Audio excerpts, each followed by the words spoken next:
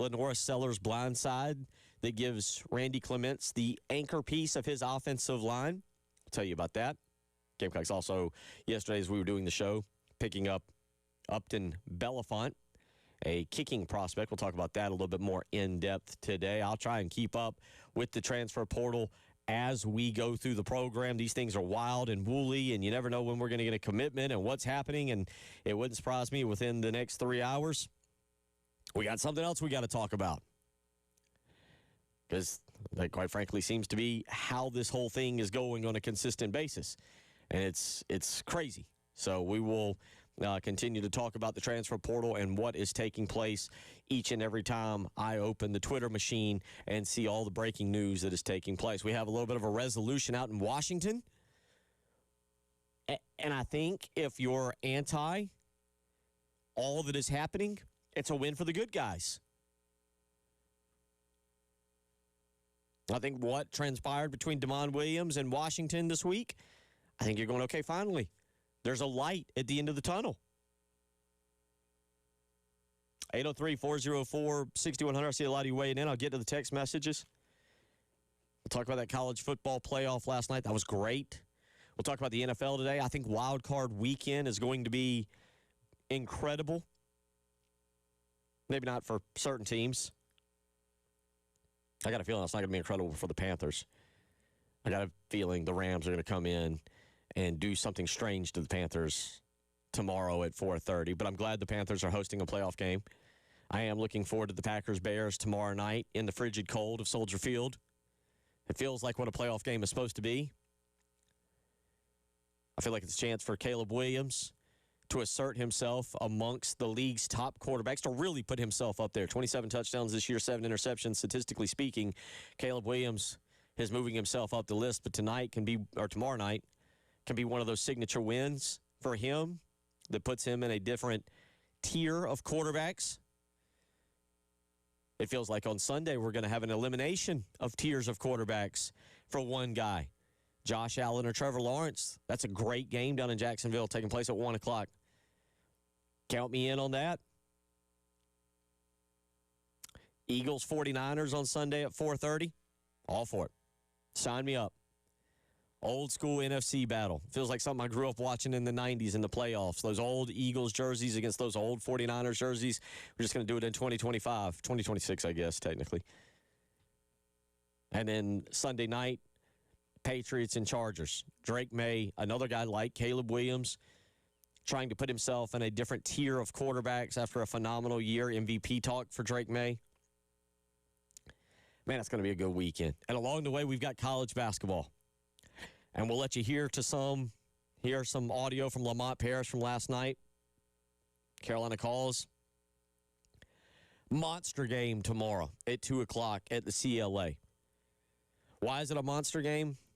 Because I think 803-404-6100, text in and tell me I'm wrong, that you're keeping your eye on South Carolina basketball.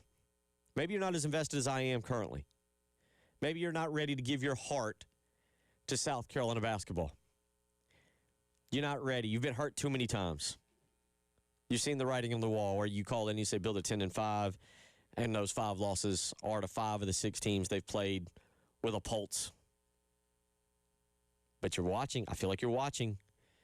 I feel like you're keeping an eye on it. Maybe some of you are going to show up, be there in force. You should, and we'll talk about that.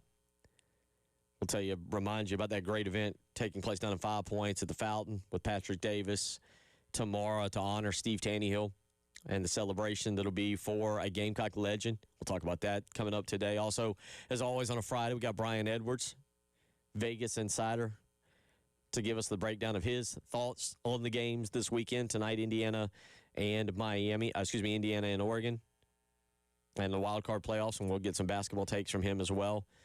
Chris Deering will join us to give us the high school hoops report, and who knows who else I'll grab along the way.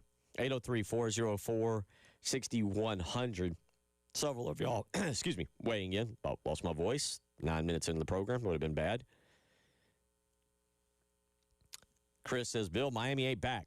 We are here now. Let's be jerks. Go Canes. Yeah, baby. Miami fans, where are they? Break out your starter jackets. your 1990s green, orange, and white. Get your gold chain. Do your thing. Do what we love that we hate about you. It's what makes the Hurricanes great. Give me another documentary all about the U, it's called the U, but the U Part 3. Just be yourselves for the next 10 days up till the championship game. Just be yourself. You're obnoxious, arrogant, cocky. So I love it. I'll take it. I'll smile. I'm not a Canes fan, but, man, I'm kind of enjoying it. And I want to see all of it. Pete weighs in and says, Indiana, love it. They are the poster child that college football has forever changed. Worst to first, and all it takes is money. Amen. Mark Cuban stepping in. Mark Cuban showing up with all that money. Because, again, if you didn't hear it, Brad Crawford yesterday on this program weighed in and said, Mark Cuban's made Indiana one of the 5 or 6 best NIL programs in the country. It's easy to say, well, man, they hired the right coach. Yeah, they did. They did that. But they also had an influx of top-tier money. Indiana, much like Texas Tech, is buying their way to the top. We just kind of, it's Indiana. We don't really notice it. It had gone a little under the radar, and now where they're at, wait a minute. Mark Q. I see it. Okay, it's money. Yeah, they've bought their way to the top, which is why, as text says, and it says, hey, Bill, if Indiana can do it, should the Gamecocks be able to do it? What's your thoughts? From Russ. Gamecocks don't have a booster like that. They don't have a Mark Cuban. They don't have a Phil Knight. Not many people do. Not many people have a Phil Knight or a Cody Campbell or a Mark Cuban. And not only do not many people have that person, not many people have that person who wants to donate the money. That's the other part, right? I'm sure South Carolina's got several big time donors out there. I'm sure they've got plenty of people out there with loads of cash. They make more in a day than I make in a year. Is that person ready to spend $3 or $4 million that basically there is zero return on investment on? Because generally speaking, the people that have made that kind of money, when they donate that kind of money, they want a financial return on investment, not a trophy that they don't even get to keep. Not a return on investment that has 18 to 23-year-olds celebrating and partying long into the night after winning a championship. People with that kind of money, generally speaking, got to that point in their life because when they contribute money to a cause, they want a financial return on investment. Therefore, no, I don't think this is just one of those things like, well, if Indiana can do it, South Carolina can do it. No, because South Carolina, as far as I know, doesn't have that. 803-404-6100. I see several more of you weighing in on the text line. We'll get to that. We'll talk a little college basketball, and we'll get an update on the transfer portal. I'll kind of tell you where we at as we sit here at 12:13 on a Friday afternoon. And also, I got a Tyler Head update. He's put out an official statement. Did you see his official statement, Dave? He's tweeted out an official statement. We now know whether he will be back next week or not. So he took the onion cure? Have not heard. I did just have a discussion with him on that last night. That appears to be a last dance remedy for him. He's going with doctor's orders first. Doctors, who needs them? Certified college degree doctors before our super engineer Randy. Yeah, people who went to actual. Yeah. What does it take, like 10 years? Something like that. I don't know. I went 7, and I have a doctorate in 5 points. Yeah, Randy just, he said, well, Grandma, what do I do for my cough? Usually the way that kind of works is we go down the lineage of our history and see which grandparent had the best way to fix a cold. 803-404-6100 is how you can weigh in.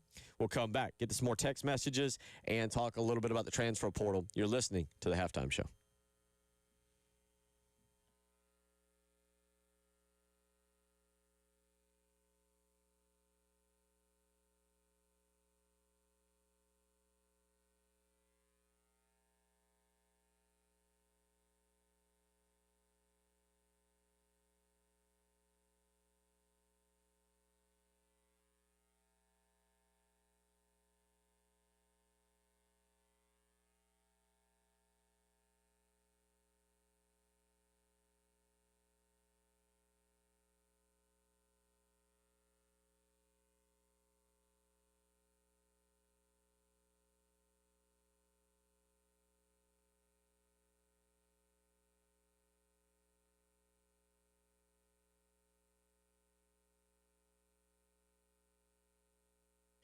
Bill Gunter for Mid-State Roofing. All right, have you thought about your roof today? It's 12:15. Have you given any thought to it? Have you thought about what would happen this weekend if you had a leak? If there was happened to be a rainstorm or something and that roof let you down? If the next thing you know, your home or your business was not dry, but in fact having a leak. Have you thought about that? You probably haven't. But let me tell you, you need to. You need to call Mid-State Roofing right now at 12:15 on your Friday and talk to them about a maintenance contract. Make sure your home or your business is taken care of, because if not, you got some serious issues. And Mid-State Roofing is there to help you no matter where you're listening this afternoon. Here in Columbia, Florence, Myrtle Beach, Aiken, Augusta, Charleston, and Greenville, Mid-State Roofing does the entire state, and they're ready to help you. Just give them a phone call, 803-356-1919. Again, that's 803-356-1919. Now, in the event you get a leak and it's 1 a.m., they're there to help you. That's right. 24 hours a day, 7 days a week. Call Mid-State Roofing. Tell them Bill Gunter sent you.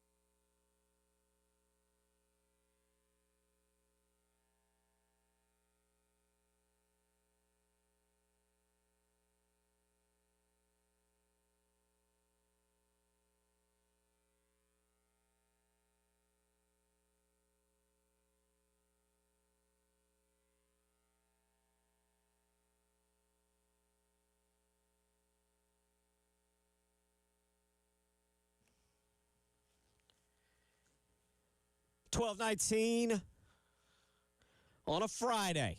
Let's make it happen. Let's make the sports here this afternoon. Bill Gunter, Captain David Dare. We have got the official word from Tyler Head. He has put out a tweet, folks, and we are now prepared to move forward. Tyler has officially re-signed with the halftime show. It took some negotiating, Dave. It took some negotiating, and he will be back next week, but he has signed his NIL. His contract is good to go. We have run it through the clearinghouse, and Tyler Head, who's still fighting a bit of a voice issue, but he will be back. We will get him in full force on Monday, just full of hot takes, vinegar, all the things that he is not happy with.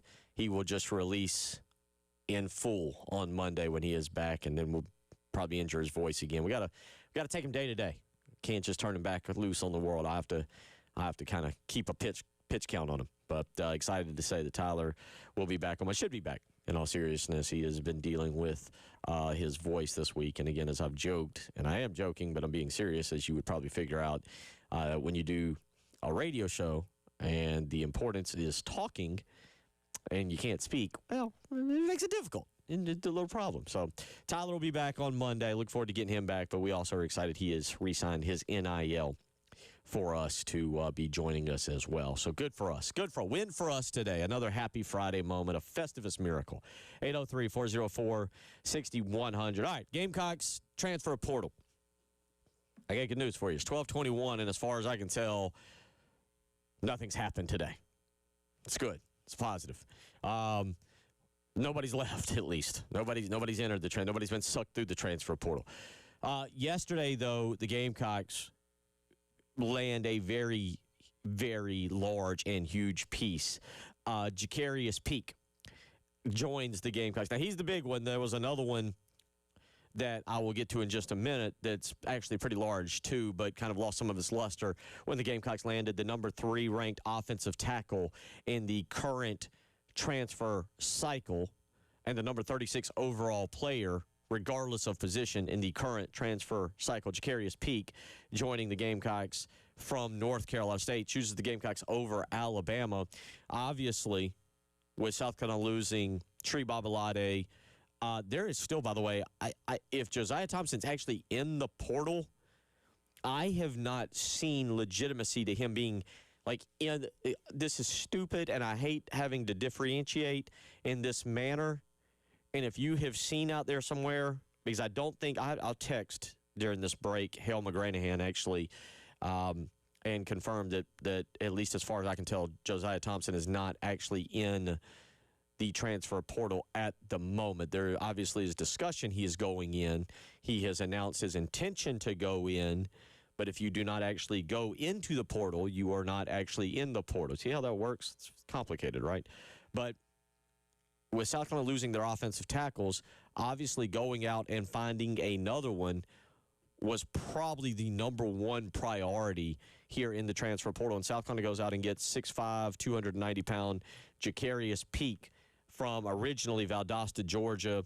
He went to North Carolina State and will now be going to the University of South Carolina as a prospect. He was a 4-star prospect and the number 28 player in Georgia and the number 11 offensive line prospect. Again, now as a transfer prospect, he is number 36 overall and the number 3 offensive tackle. And again, he will be put in charge of protecting the blind side of Lenora Sellers next year. So if you're looking for the foundation piece, or I'll just take this and run with it, if you're looking at Josiah Thompson and you say, hey, we'd love to have you back, but no longer will you be the left tackle. Now you can compete for it. You can come back and shoot, we want you to come back, and we want you. And I think having Josiah Thompson back would be a great thing for the Gamecocks. But that left tackle spot is no longer yours. You vacated it. Now, if you want to come in and you want to compete and you want to work your bleep off, we'd love to have you here. There's another tackle spot right down here on the line, 4 spots away from you. It's called right tackle. And I think maybe for South Carolina, that would be an incredible scenario. But landing Jacarius Peak last night was very, very vital to what South Carolina needs to do in this transfer portal. Now, what does it mean? I don't know, and you don't either, and nobody does. Now, on paper, it's great. On paper, this is a phenomenal pickup. On paper, this is an incredible transfer portal victory for Randy Clements and Shane Beamer and the staff. I can run through paper. You can too. Jacarius Peak now has to go out and prove himself at left tackle and show us that he is an upgrade and that he is a better player when it counts on the field against Mississippi State and Alabama and Kentucky and Oklahoma and Texas A&M and Tennessee and so forth and so on. That's where it will matter. But at least we can celebrate on January 9th that South Carolina picked up a very big prospect in the transfer portal and that what they set out to do, I would almost tell you mission one has been accomplished.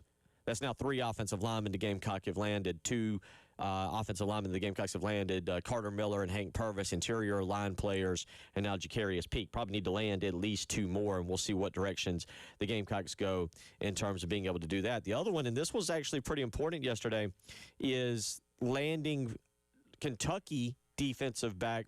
It is a young man out of Marion,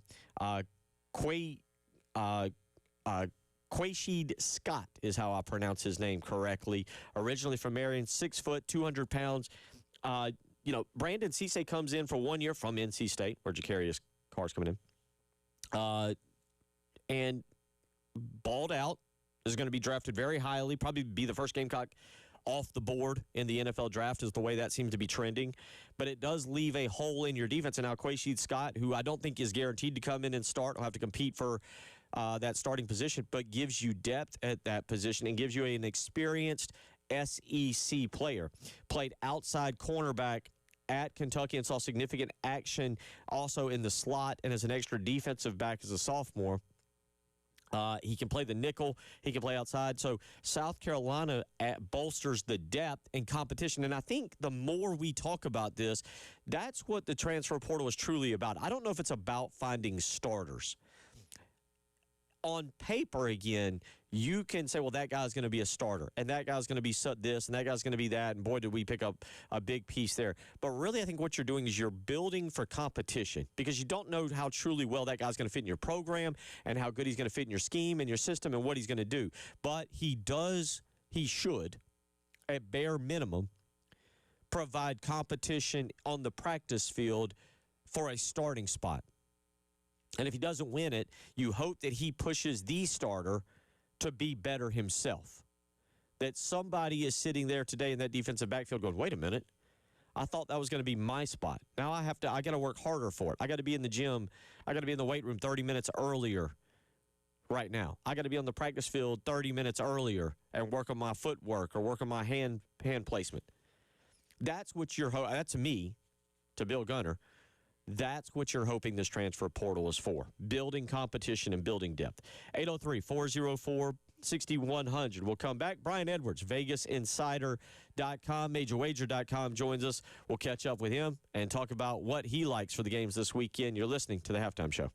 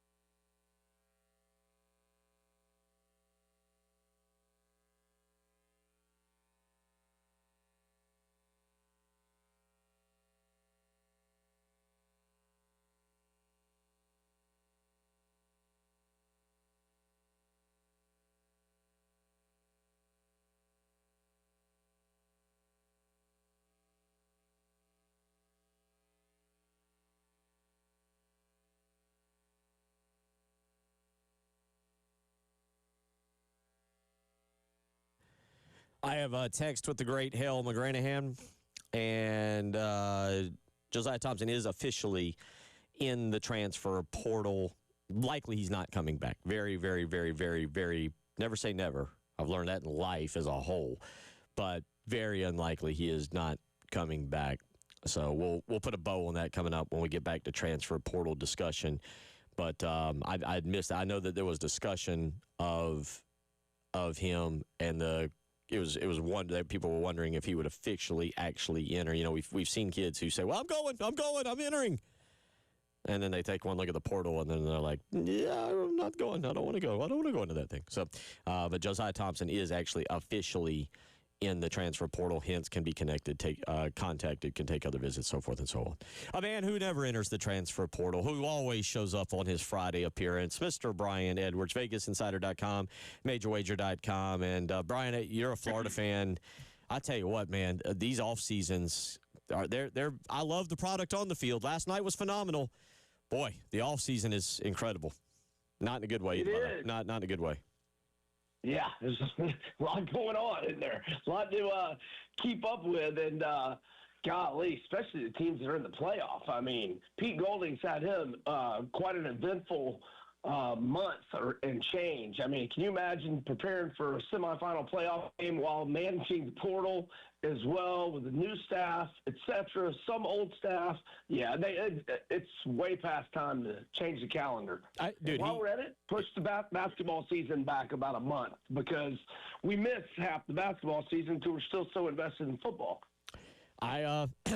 Sounds like we need to have you for a whole different segment one day, just on college sports calendars. But we look. I can't disagree with you. I remember when college basketball started technically about December 1st or right after Thanksgiving, and now it's all the way up to the beginning of November. But let's talk about it. We'll get into some basketball plays. You got some basketball plays, including tomorrow's game here at Colonial Life Arena. That's a monster one.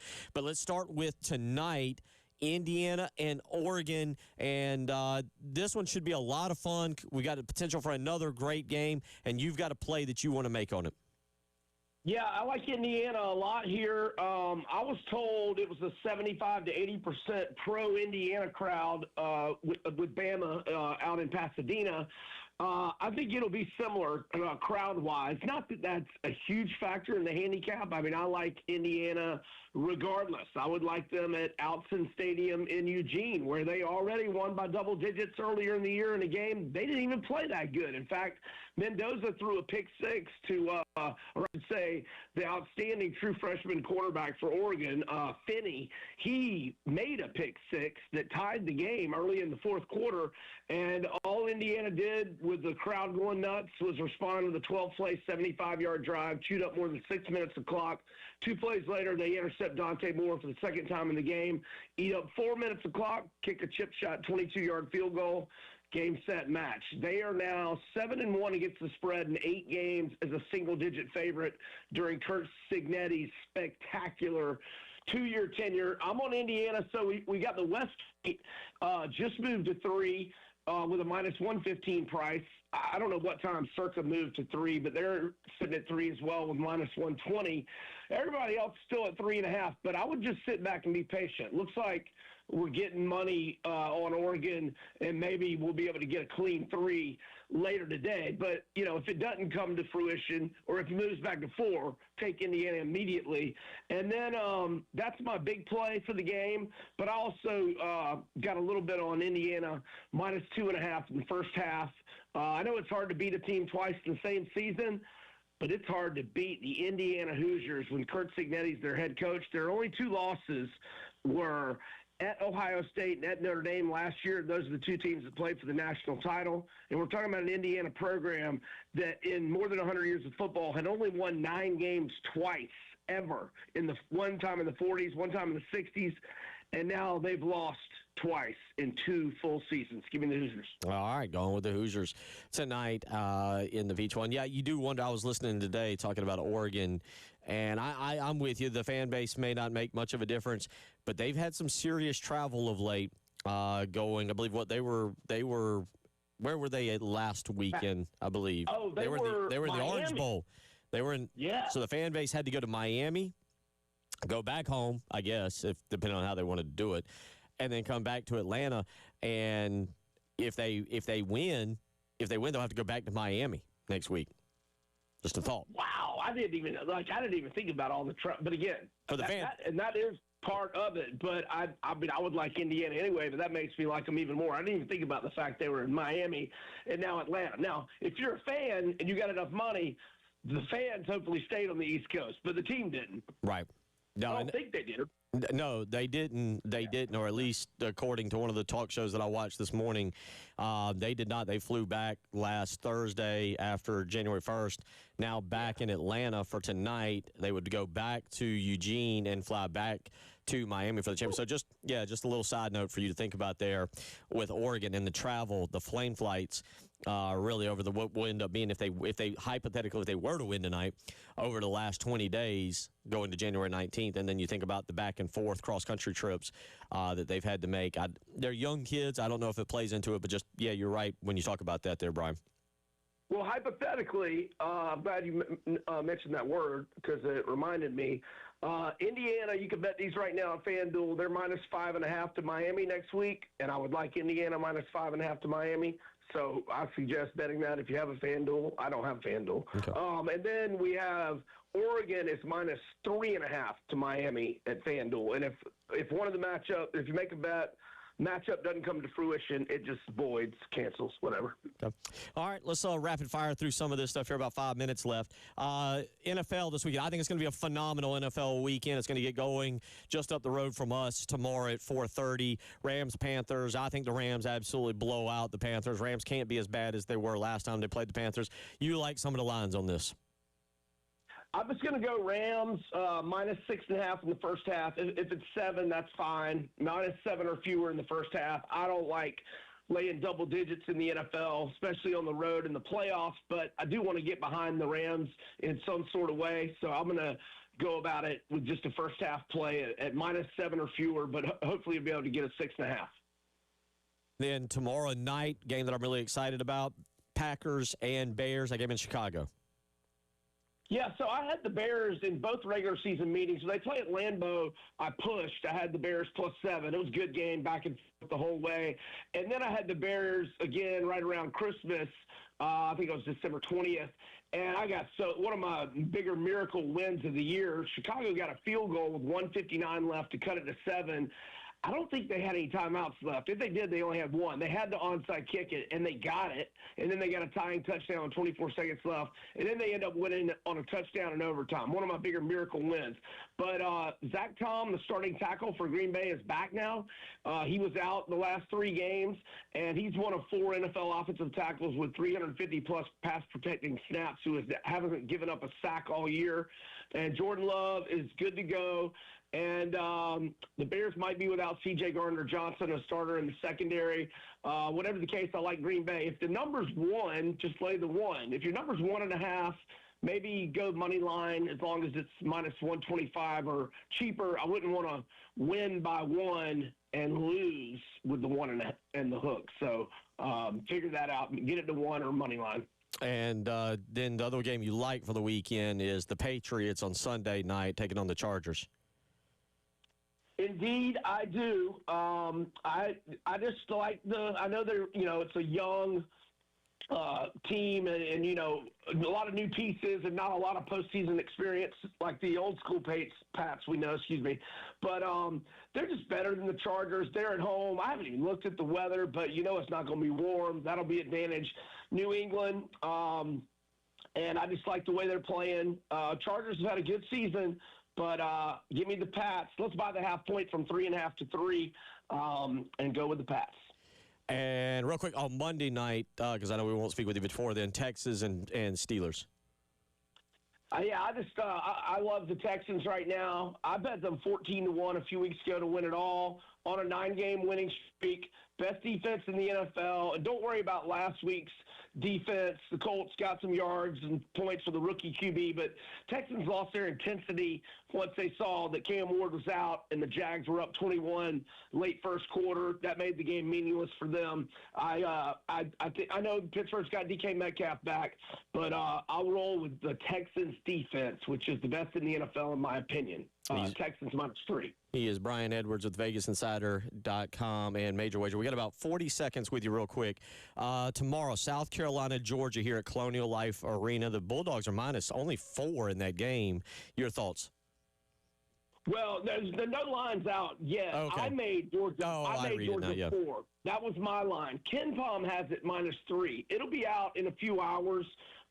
If it's 3 or 4, I think it's a good line. It'll be a pass for me. I made Florida 5.5, and Ken Palm has a -4. If Florida's 5 or less, I'll take them. And Arkansas, I made them 3.5 at Auburn, and Ken Palm has Auburn -1. So if Arkansas is -2 or fewer or a dog, I'll be on the Hogs tomorrow. Brian, we always appreciate it, buddy. Hope you have a great week. Hope your 2026 is off to a phenomenal start. Good luck with the plays tonight and this weekend, and we'll catch up with you next week. Thanks, buddy. Happy New Year. Take care. Brian Edwards, VegasInsider.com, MajorWager.com. Make it part of your morning reading, preparing for each and every day. We'll come back, wrap up hour number 1. It's the halftime show.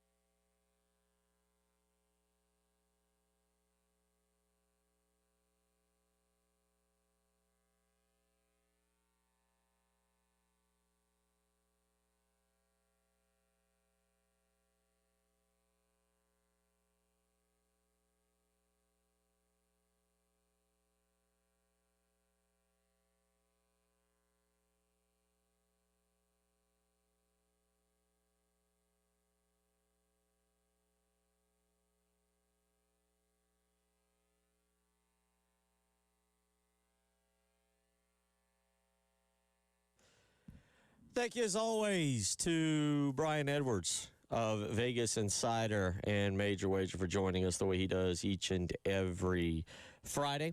And, again, just to go back over some of those picks from him, he goes with Indiana tonight. Now, just going to point out, yesterday, Joe Madden of Joe Madden Sports made her appearance on our program. She went with Oregon. And now I think she went Oregon plus 3.5. She almost got the Mississippi game last night, did not. She had Mississippi sprinkled a little bit of money line, but had the Mississippi that had the Rebels plus the 3.5. Obviously, the Canes covering there with the late touchdown to win by 4. But Brian Edwards goes Indiana. And then tomorrow, if you're going to Bank of America Stadium, it's supposed to be rainy. Good buddy, Ronnie Alexander. I know he is going to be heading up there with his family and looking forward to that. But the Rams are the play tomorrow for Brian Edwards. He says by half a point if the number is 3.5 Rams. He goes 6.5, minus 6.5 in the first half at Carolina. And then I think first quarter minus the 3.5 is what he likes on that as well as it pertains to the Rams tomorrow. And then he likes Green Bay tomorrow night, money line, minus 120 and minus 125 at Chicago. So big thank you to him. Coming up in the next hour, we'll be joined by Chris Deering. A lot going on in the high school ranks, especially locally here in Columbia, as it pertains to high school football. Football still dominating the conversation, but we've got some major high school football coaching changes that are taking place around the Midlands in particular, not just the state, but around the Midlands that we need to address.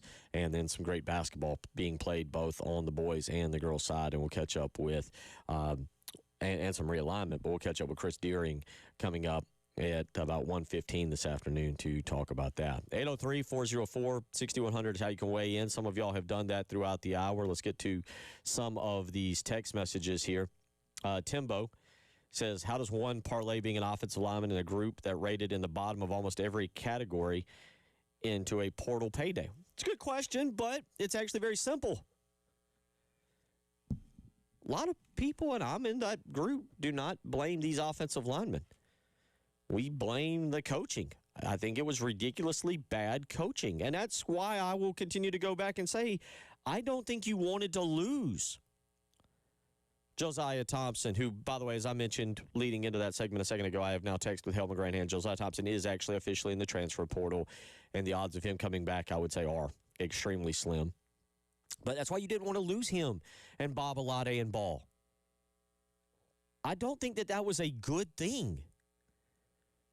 I would love to see those three guys with a brand new offensive line, with a brand new scheme, mind you, but a brand new coach.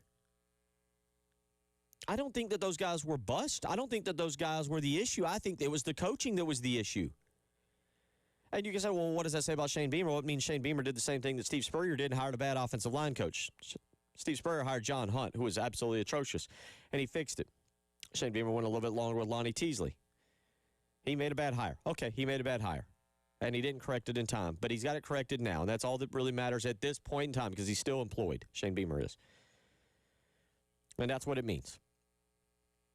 But, yeah, I don't think losing those guys. And I'll say, look, I was a fan of Tree Babalade more than I was of Case and Henry, but I don't think losing Case and Henry is a good thing. Henry goes to Louisville, Babalade to Nebraska, Ball to A&M. We'll see where Josiah Thompson ends up. But that's my opinion. So how do those guys parlay that into a big payday? It's the same way that Zach Davis, who I didn't think was particularly good here. I didn't like his body language for Lamont Paris last year. I didn't like the way he played or the way he acted.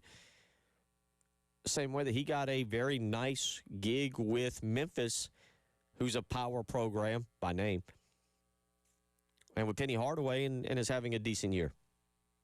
Because most coaches are like, well, I can fix that guy. Let me coach him. Let me be the one that shows him fundamentals and teaches them. And that's exactly what's going on, I think, with the offensive linemen. 803-404-6100. I can't remember how to say this guy's name, but Happy. This is Texter weighed in. Happy from the movie Blue Chips. I agree with this. Wasn't worried about the return on his investment. He gave because he wanted his alma mater to win, and that's why these big donors give. I know some of y'all bring up Darla Moore. Man, it ain't like Darla Moore was donating to the athletic department left and right prior to whatever happened with her in the university. The university as a whole was the loser with Darla Moore, not the athletic department. Someone correct me if I'm wrong. The only thing I remember she did, she bought tail feather. Seriously, I think they were called tail feather helmets for Sean Elliott during the Steve Spurrier quit year. If you remember, we were playing Florida, and they wore different helmets. And I think Darla Moore stroked the check for that. She didn't donate to the athletic department, and she probably wouldn't have donated to it. Darla Moore is not, and that's my point. Like, yeah, Darla Moore loved the university, probably still loves the university, but she was an academic donor, not a sports donor. She didn't care. She didn't care.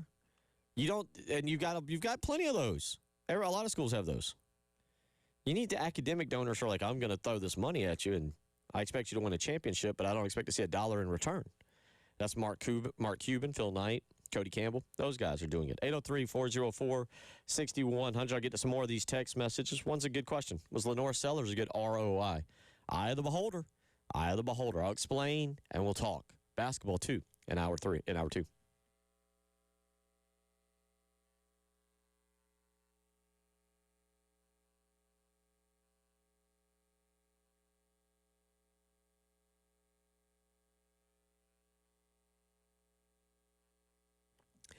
It is the weekend.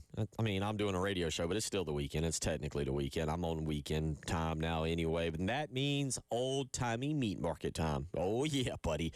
With a great football weekend ahead of us, so weather to navigate a little bit, there is nothing better than stopping by old-timey meat market once I get off the radio station and picking up some great food. Now, during the holiday break, I went with baby back ribs. You heard that right. They hooked me up over there with some great baby back ribs, and they'll do the exact same thing for you. It wasn't just because I'm on the radio and because they love me. It's because those are the kind of people that Old Timey Meat Market are. They want to take care of their customers. That's why I love doing business with them and why I love mentioning them here and telling you about them, because of their quality customer service. Go find out for yourself. Stop by one of the 3 locations today, Lexington, St. Andrews Road, or the Irma or the South Congaree store, and pick out a great meal. You're guaranteed to be happy when you stop by Old Timey Meat Market.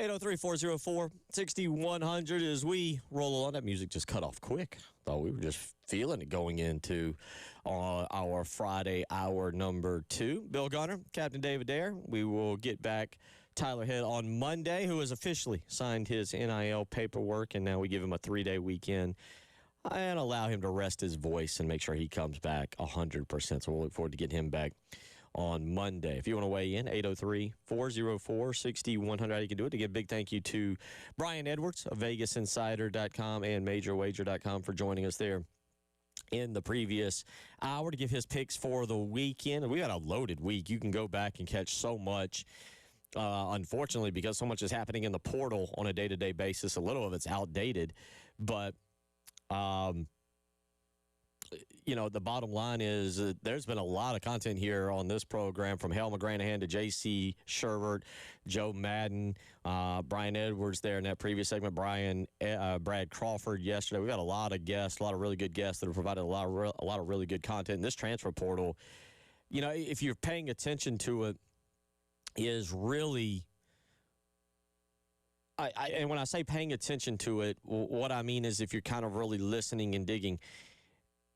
Not that it wasn't out of control in previous years, but you have players asking for more money, like absurd amounts of money, position players, safeties, offensive linemen, asking for having higher asking prices than we have seen in the past, and schools having to make some decisions on this. And that's why I kind of go back to, say, the Vandrevius Jacobs situation, in which that wasn't, losing him was not a good thing.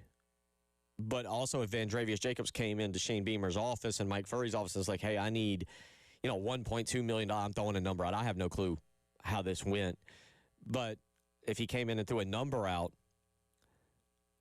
and you decide, well, that you're not worth that. And anybody that's run a business or been around business, I think, understands what I'm saying. Everybody has a price that they're worth, and you've got to make that decision. Shane Beamer, because he's the head coach, has to make that decision on roughly about 85, now 90. Got scholarship numbers are a little bit different, but has to make that number with anybody that comes in his office. What are you worth? Shane Beamer has a budget. He doesn't have unlimited funds. And he's got to figure out how to operate and put all these players into that budget and the ones who are asking a certain price. And you've got now, according to a couple different insiders and people who are putting stuff on Twitter, you've got players at other universities who are asking these absurd amounts of money. And so I've got Rory texting in and asking about Lenore Sellers. Well, it depends. Number one, to say that investing in a quarterback in any portal is probably priority number one. And it depends on what path you want to go down when you start investing in a quarterback. Rory asked the question, was Lenora Sellers a good investment? Yeah. Did you want to go play around in the portal? Look at Damon Williams at Washington. If the numbers are correct, and this is where it's a little annoying. I love having the conversation. Don't get me wrong. I love the debate and I love having the conversation.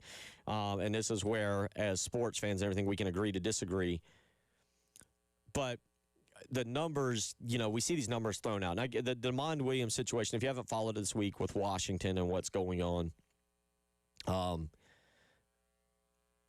Damon Williams, and I have to read it for the way it is, even though it really annoys me because it sounds more professional than college, but it is what it is, right? Damon Williams re-signed with Washington last week, a week ago today, actually, for some mega deal. And then Damon Williams on Tuesday, again, quarterback, threw for over 3,000 yards this past season. Really good quarterback for Washington. Announced he was going to enter the transfer portal. And all this has actually led to Damon Williams' agent actually leaving Damon Williams. How many times have we heard that, right? Where the agent is so turned off by the player that the agent leaves? We don't hear that, right? The agents are the scumbags, right? The agents are not the bastion of mortality in this situation. And in this situation out in Washington, you had the agent go, I'm not dealing with that.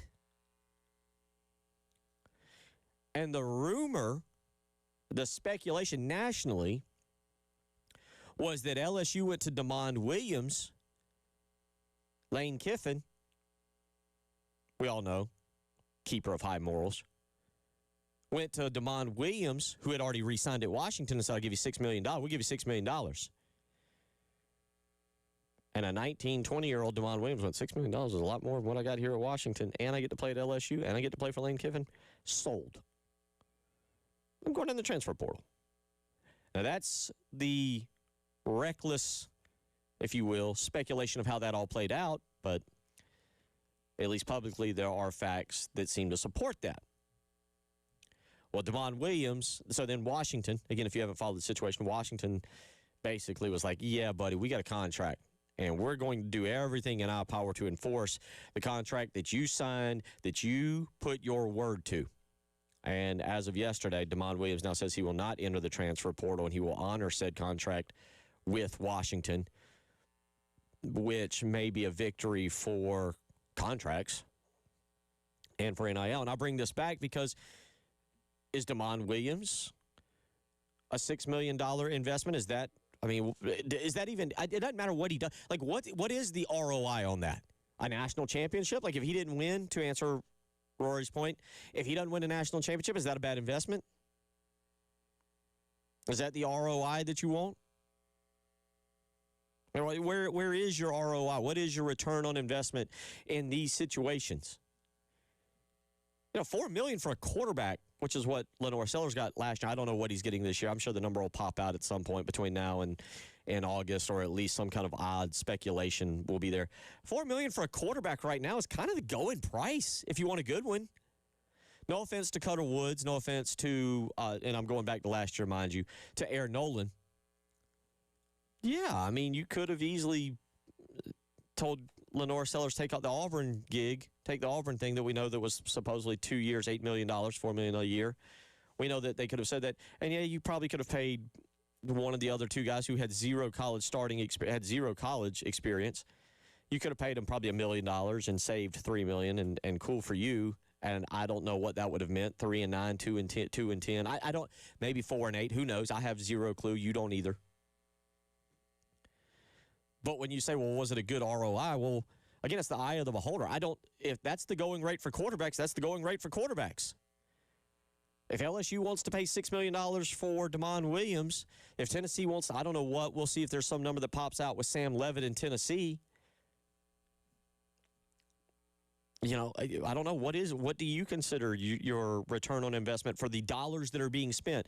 And that kind of circles back around to, like, say, a Vandravius Jacobs, or let's say a Tree Babalade, or a Trovon Ball, who come into your office as the head coach and says, Coach, I need this X amount of money, right? It's easy when Dylan Stewart walks into your office and says, I want this amount of money. You know what Dylan Stewart is. You know the value to the team. You know how good he is.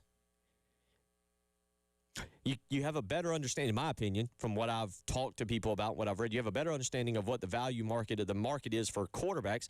So, Rory, to answer your question, yeah, it probably was a good investment. Now, you go 4-8, I get it. I'm not trying to argue with you. 4-8 sucks. I don't also put all of that on Lenora Sellers. You can't put 8 losses on Lenora Sellers. You simply can't. Sellers wasn't good this year. He wasn't good. He was not bad. He was average. But you can't put 8 losses on him. There were, we'll say, several other factors in South Carolina working their way to 8 losses, but that wasn't all on him. But I think that's the part of college football. None of these coaches went into coaching thinking, I can not only have to recruit players and be a sales guy, I got to learn how to balance a budget and fit everything within this particular budget. So now I've got this wide receiver, who, if you've ever listened to Preston, we'll talk about it, the wide receiver, the prima donnas, right? Gold chain wearing, gold teeth wearing prima donnas out there on the wings, just just who they are. They're not the grunt people in the interior like the defensive and the offensive linemen smacking each other on every play. So when a player like that comes into your office and says, I need to, and again, I'll go to the Vandrevius Jacobs situation because I think that was a vital player to success for Sellers in South Carolina next year. But what is vital player to your success equal in dollar numbers to retaining him against other dollars you got to pay out for a Jacarius Peak at left tackle? And your opinion is just as important as my opinion, and your opinion is no more wrong than what I would say, because but it ultimately comes down to the guy who sits about 2 miles from me in an office at the athletic facility, the head coach of the University of South Carolina. It's up to Dabo Sweeney, who's now actually using the transfer portal. It's up to Kirby Smart. It's up to John Summerall at Florida. You get the point. These coaches, they've now got to look at these dollar figures. Apparently, the only ones that don't are Kirk Cignetti with Mark Cuban's money and Texas Tech, Joey McGuire at Texas Tech, and Dan Lanning with Phil Knight in Oregon with these unlimited funds who can just do whatever they want and not worry about what aisle they're shopping in at the grocery store. At least with Georgia and Alabama and some of these other ones, they might have a cap on how much they can spend, but they have tradition and trophy cases that a recruit walks in and goes, oh, I see that. Yeah, okay, I can take a few less dollars to come to your university because I see you've been in the playoff recently and you're successful. Whereas at South Carolina, you don't show them that don't stake. Is that our trophy case? No, that's the other trophy cases being built. We got more trophies on the way. They're coming. You can't point to the trophy case and see everything we've done. So there's a difference there this is my opinion, but there's a difference there in how coaches have to approach the portal and how you sell your program. And some programs, Texas Tech, Indiana right now, very easily just pull that little instance where they have a napkin on their desk and they've written a number on it and they slide it across the desk to said player and how does that work? What does that number look like to you? Oh, no. Okay, send it back. You write your number. I'll see if we can work. So it's crazy. So when you ask to me, well, what is the ROI on a player? And that's why I honestly say it's in the eye of the beholder. You might think that you might listen out there this afternoon and hear me talk about these offensive linemen. One of y'all, like Timbo texted in and said, how are they getting a big payday? And you might be sitting there going, I wouldn't have paid. I would have not dare paid a dime to Josiah Thompson, Tree Babalade, and Travon Ball. Did you see what they did? They don't deserve a dime. All right, I'll give them a free coupon to Denny's. But nothing else past that. And some of you, and you might be more like me, hey, I don't blame them, man. They weren't good. Got to get them better, but I blame the coaching. That's me. That's not you. And so when I say eye of the beholder in that situation, I would have maybe ponied up a little extra money for him, but not a ton. And then the same thing with Vandrevius Jacobs. You might look at Vandrevius Jacobs and say, we really needed that dude. I'll pay him $1 million. I might look at it and be like, I think you can find another wide receiver. Yeah, I really like him, but he's not worth $1 million. And right now, I'll be honest, watch this one. I'll circle back to this because we got to hit a break. We got Chris Deering coming up. The defensive end from Penn State, Chaz Coleman, right? Chaz Coleman was this big prospect. Okay year last year. Not great, not bad, a lot of potential. A lot of people are really excited about this cat. Ohio State, LSU, Tennessee, those are the three big ones. He played for Deion Barnes. A lot of people are excited about Chaz Coleman, right?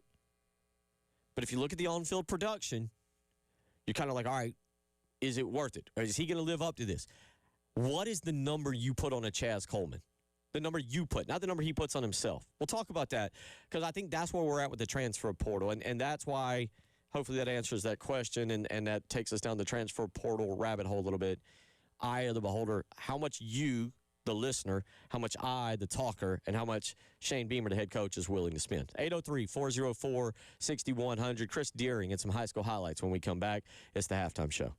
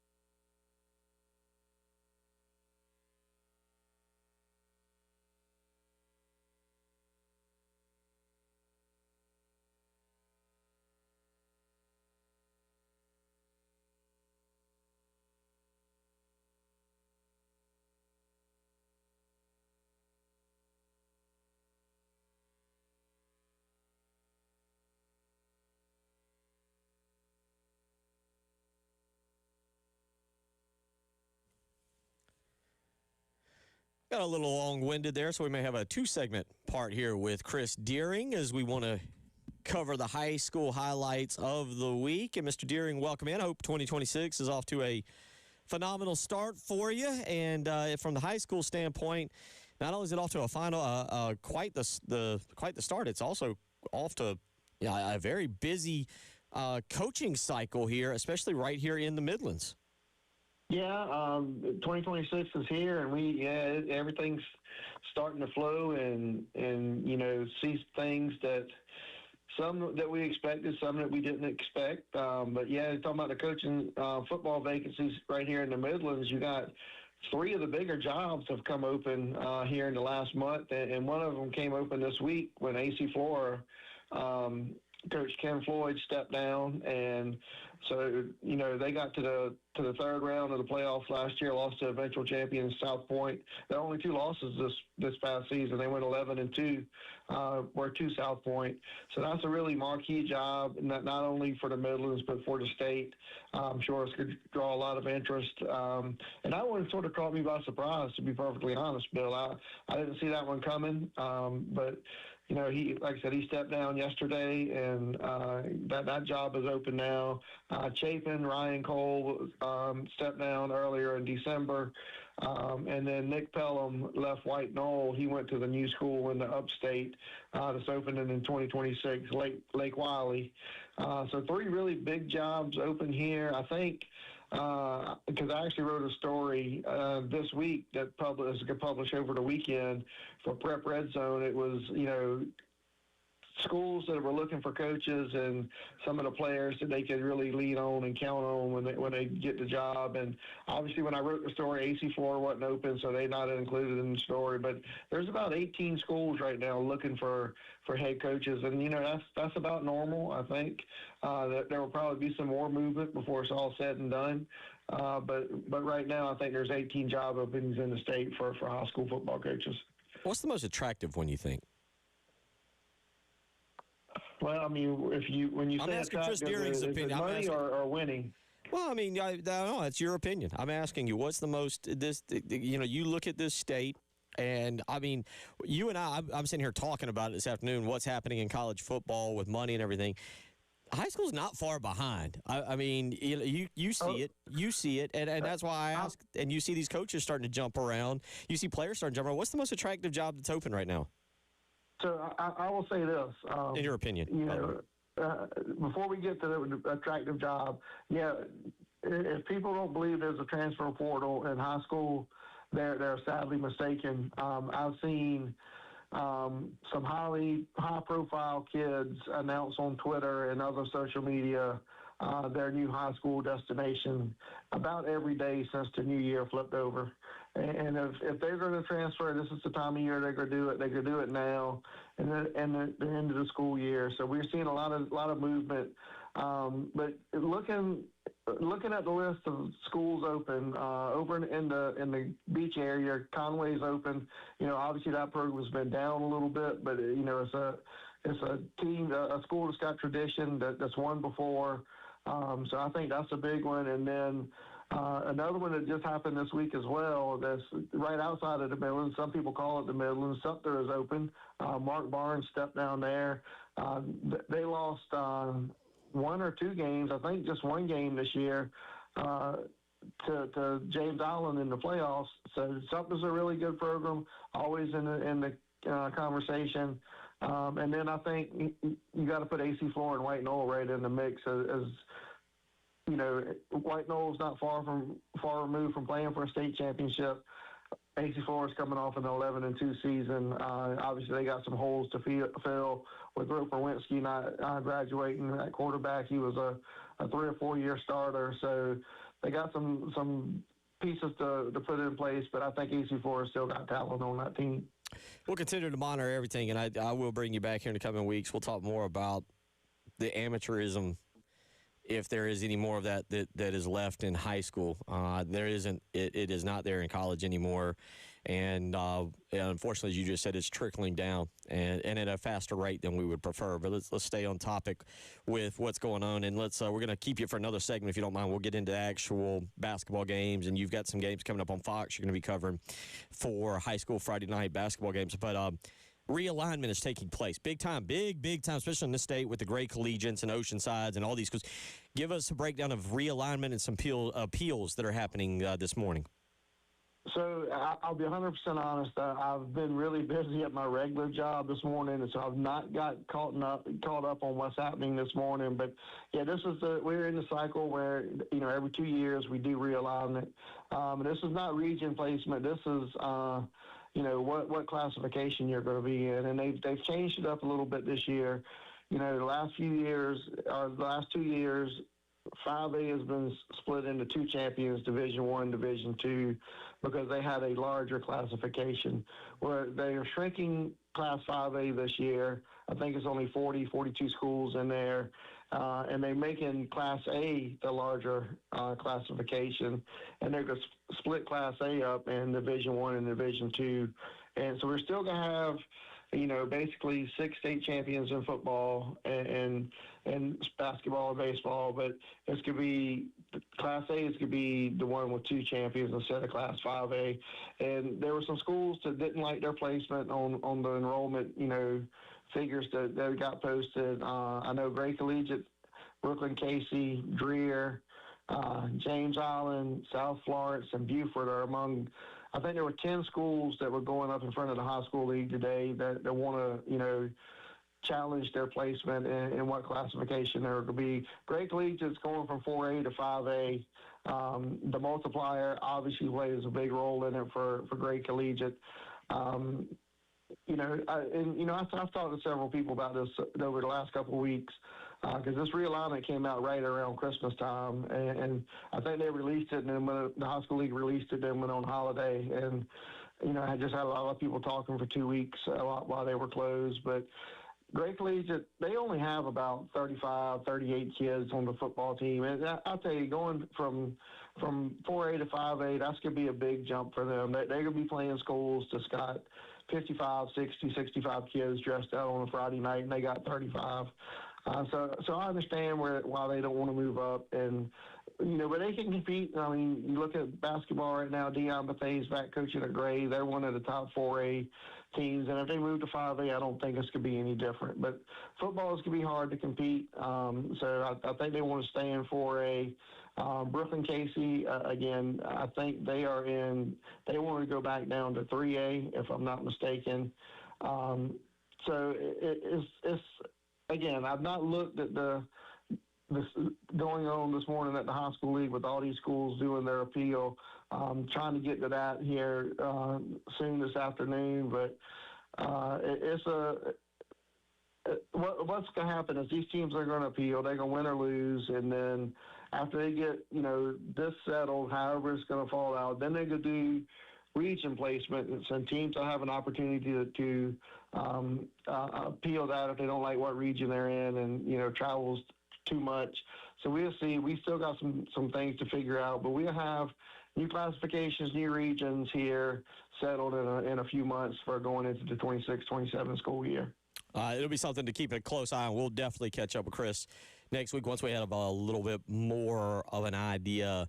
As you just said, the Gray Collegiate, obviously my son is working his way up through the Gilbert basketball program, and unless he decides he doesn't like it, will likely be playing varsity for them within the next 2 years. He's in 8th grade right now. So I'm monitoring it very closely from a Gilbert standpoint, because I'll tell you this, I'll speak from a parent standpoint and a person who understands it.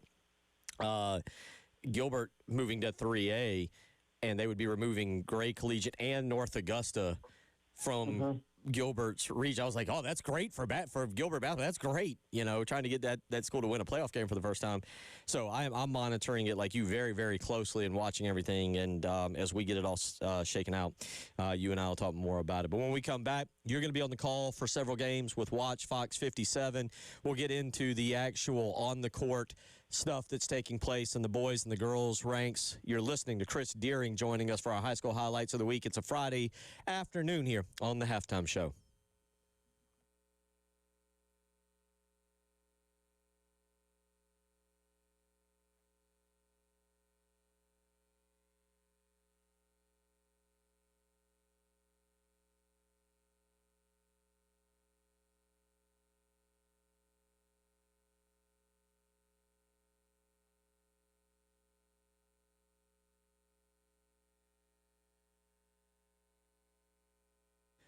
Bill Gunter for Mid-State Roofing, where Mid-State Roofing, they've been the leader in the roofing and waterproofing industry for over 30 years. And the main reason for that?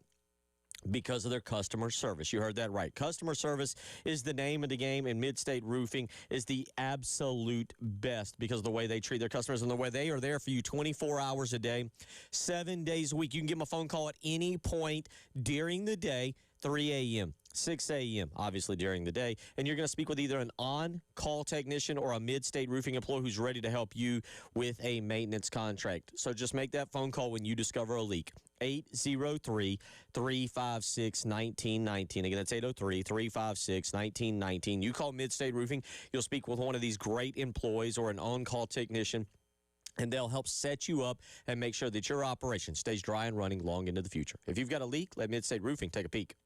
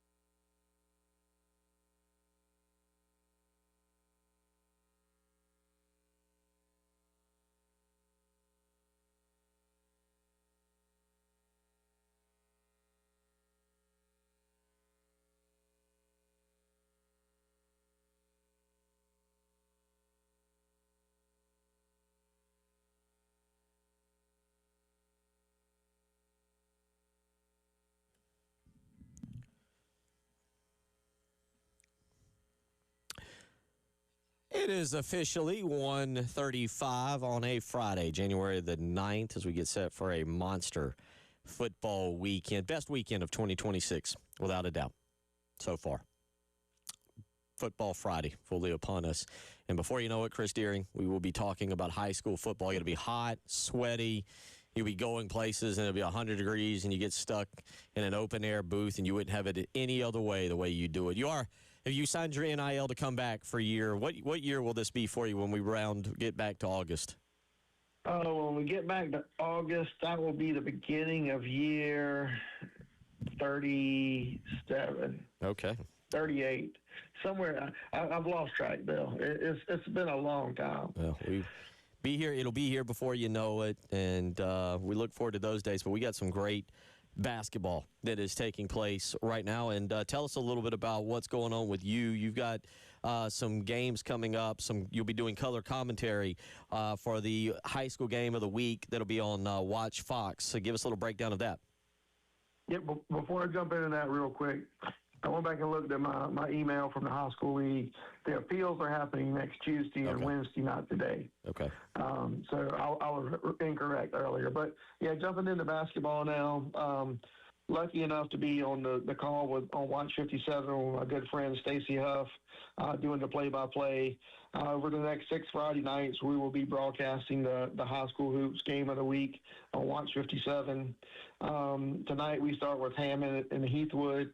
So that should be a good, Skeezer rivalry game. I'm looking forward to seeing Jackson Ross and what he can do.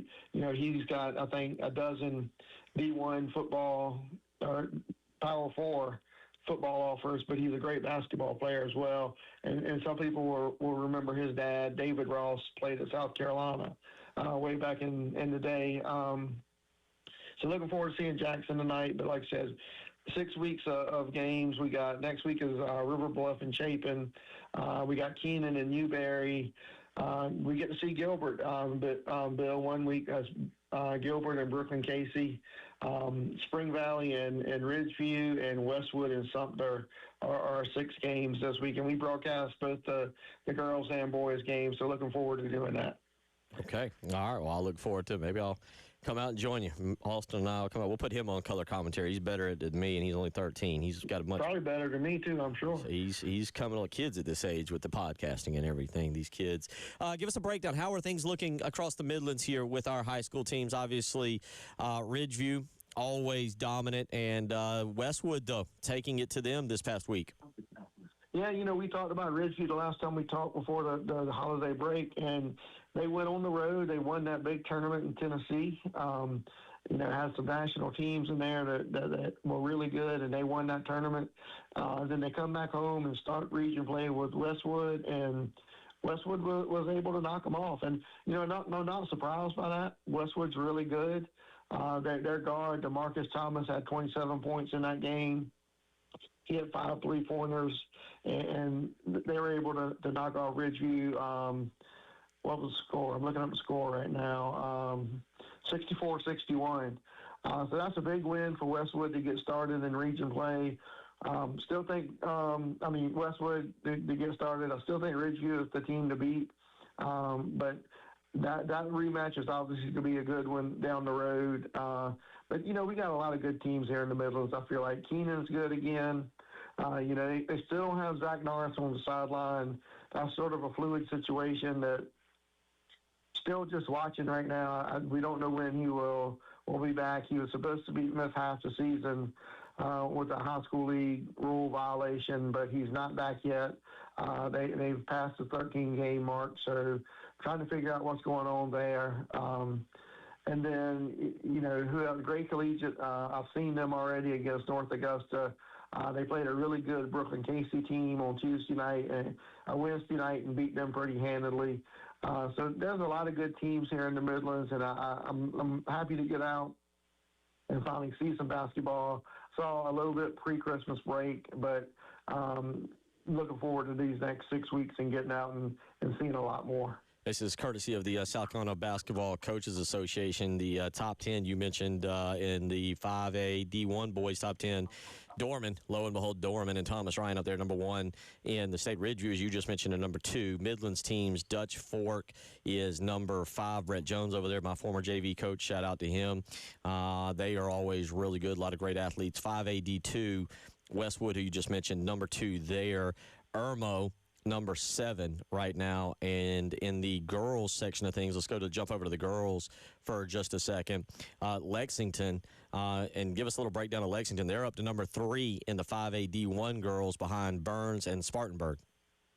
Yeah, no, they got a really good team. They had a tournament right before Christmas as well. Didn't get a chance to see any of that one. But they've been good for a number of years, and I think that Lexington team is really young, and I think in that region it's going to come down to them, River Bluff and Chapin. I think those are probably the 3 top teams. So I get to see 2 of those teams next week. So I'm gonna get out on a Tuesday night sometime and see Lexington, but I don't know much about them right now. But I think they're really young and really talented. In the 4A boys, Gray Collegiate and North Augusta, both teams in the same region. I mentioned Gilbert because I'm kind of following a little bit closer now. They're in the same region. They're 1 and 2 in 4A boys top 10. Brooklyn Casey, number 6 at the current point. Camden, not too far from the Midlands, number 9 in the 4A boys. 4A girls right now, Camden, number 1 in the state. And then you've got also from the Midlands, Lower Richland as number 8 real quick. Your thoughts on those? Camden's really good in girls basketball. I know they played South Point last night, so that was 2 of the top teams here in the state. And we talk about Gray, we talk about North Augusta, Brooke and Casey.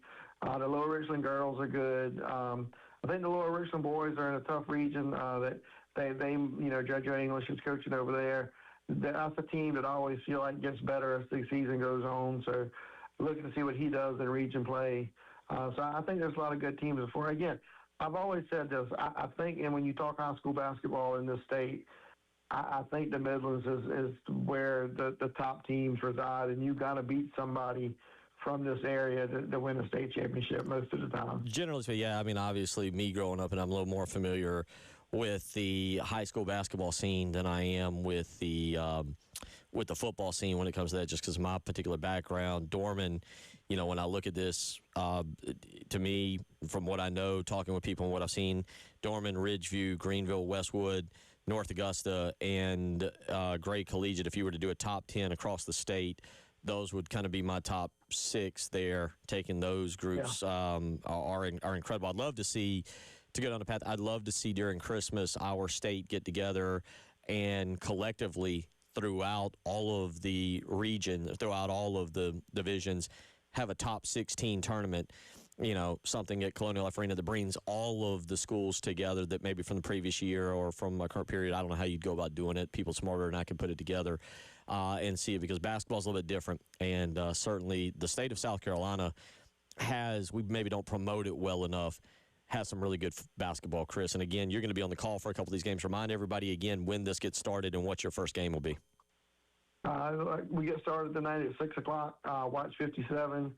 You can watch it on all your digital platforms as well. We're going over to Hammond to see Heathwood Hall at Hammond. The girls' game, I did see Heathwood Hall the other night, trying to do a little prep work. They look very good. They came from behind and defeated Northside Christian. Hammond's got a couple transfers in. I think they got the best player from Fairfield Central. So they've been playing very well. This is 2 teams that will be a factor in Skeeza 4A when the playoffs start. So the girls' game will be good. The boys' game will be very entertaining.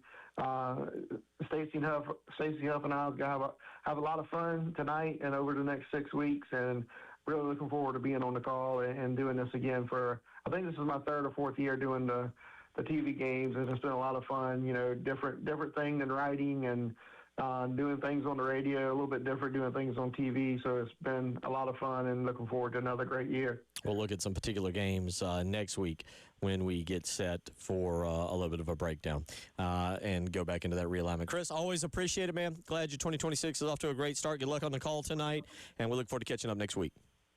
Thanks, Bill. You have a great weekend. We talk to you next week. Sounds great. Chris Deering joining us as he does each and every week. Prep Red Zone is where you can check them out. They do a phenomenal job there. 803-404-6100. We'll come back and wrap up hour number 2. It's the halftime show.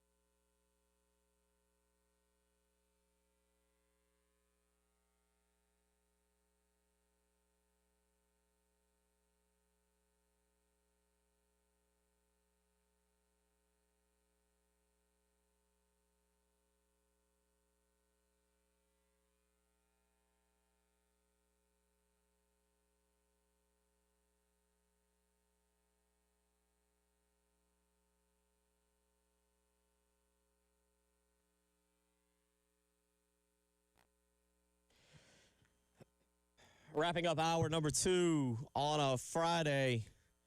Bill Gunter, Captain David Dare, big thank you again to Chris Deering for joining us. A lot of information there as it pertains to what's going on in the high school ranks. Hadn't really had time to get back into all of that as we were back into our first full week back. So a lot kind of transpiring and taking place and we'll continue to monitor the football situations with coaches, as well as continue to monitor what's taking place with appeals regarding what the realignment of high school that'll take place next Tuesday, and we'll catch up with Chris next week. I'll be out actually next Friday. I try to be honest, try to keep y'all up to date. God, it made so much fun. You guys made so much fun of me. I'm mentally hurt for taking days off last year, so I try to keep you involved in my all of you are like family. Every one of you out there, you're listening to, I don't even like that guy. Well, guess what? Consider you part of the family. Welcome in. You can join. There's a list of family members over to my left that you can be a part of. But next Friday I'll be out. I got a doctor's appointment with MUSC to work on getting on their kidney list. So I'll be out, and I do have a few days coming up in January and February to try and get this situation, from me personally, resolved. I do not want to carry this through all of 2026, but for any of you who have had family members, or if you've had yourself had to deal with kidney issues, kidney disease, you know that that is not a quick process to get it resolved. And I'll take actually, I guess, a minute here to be very personal with you and tell you that, as I learn more, I may come on here and plead or ask for a living kidney donor, and just tell you that that is an option for anybody for me. As I move forward, I did see Jay Phillips, and I'll let him share the news. Had some good news pertaining what he's dealing with the other day. So I know I'll speak for myself, but I know Jay is very, very appreciative for all the thoughts and prayers that we've received in this time over the last several months. I know I am, for everything that for the people that have reached out via text or via Twitter or however, and let me know that they are keeping me in their thoughts and prayers as we move forward into 2026. And I personally work to get my health situation resolved and bounce back stronger than ever. Unfortunately, and again, as I just said, this is not a quick fix scenario. It takes time, and I'm having to adjust to that. So I'm hoping that by 2027, I'm back to my good old getting into trouble ways outside of the radio station, and that back to being myself. But I do really am thankful for all of you out there, and appreciative for everyone that, again, kind of keeps me in their thoughts and prayers each and every day. 803-404-6100. Next hour, we're going to get a lot into basketball. Huge game over at Colonial Life Arena. Lamont Paris yesterday was on Carolina Calls, and I'll let you listen to a little bit of that. Last night, the women, and I joke about this, but I'm also serious about this, and this is no offense. This is a testament to what Dawn Staley has built, right? Like, what I'm going to say is mean, and it's not right, and I probably shouldn't say it, but I'm going to say it.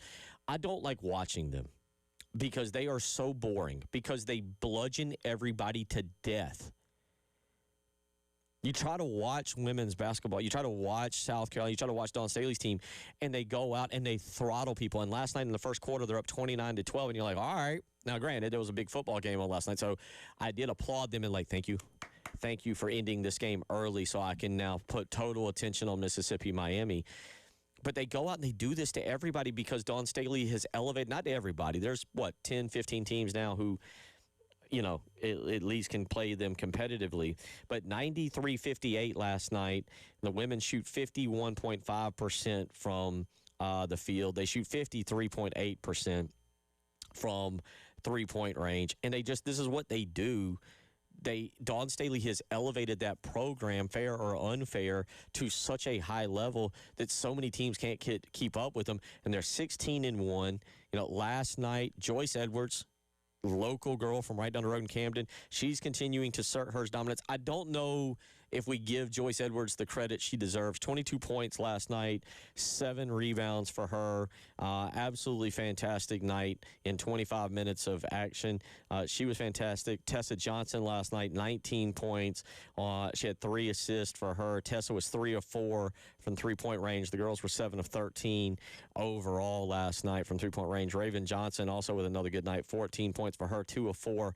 Kudos to her on working on the three-point shot and really developing it over the last 2 or 3 years for her. So, again, just another bludgeoning for the women last night as they go out 93-58. And, again, most of the time they don't even allow the game to be close throughout. And again, I say that, and it sounds mean to say, man, I don't want to watch them, and they're so boring. But it's not because it's boring basketball. It's boring because they're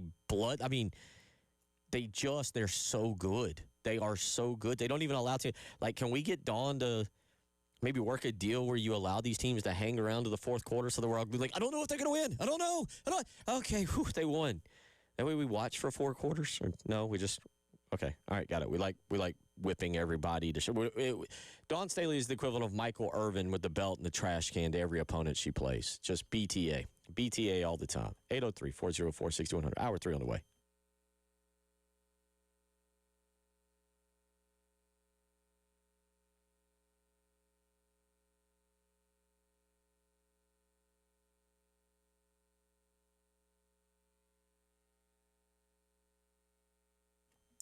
Bill Gunter for Mid-State Roofing. You know, the company that, well, they keep your operation dry and running long into the future. But you got to give them a phone call to do that. Roofs don't just keep themselves nice and running. They need help. They need maintenance. And at Mid-State Roofing, you can get a great maintenance contract when you give them a phone call.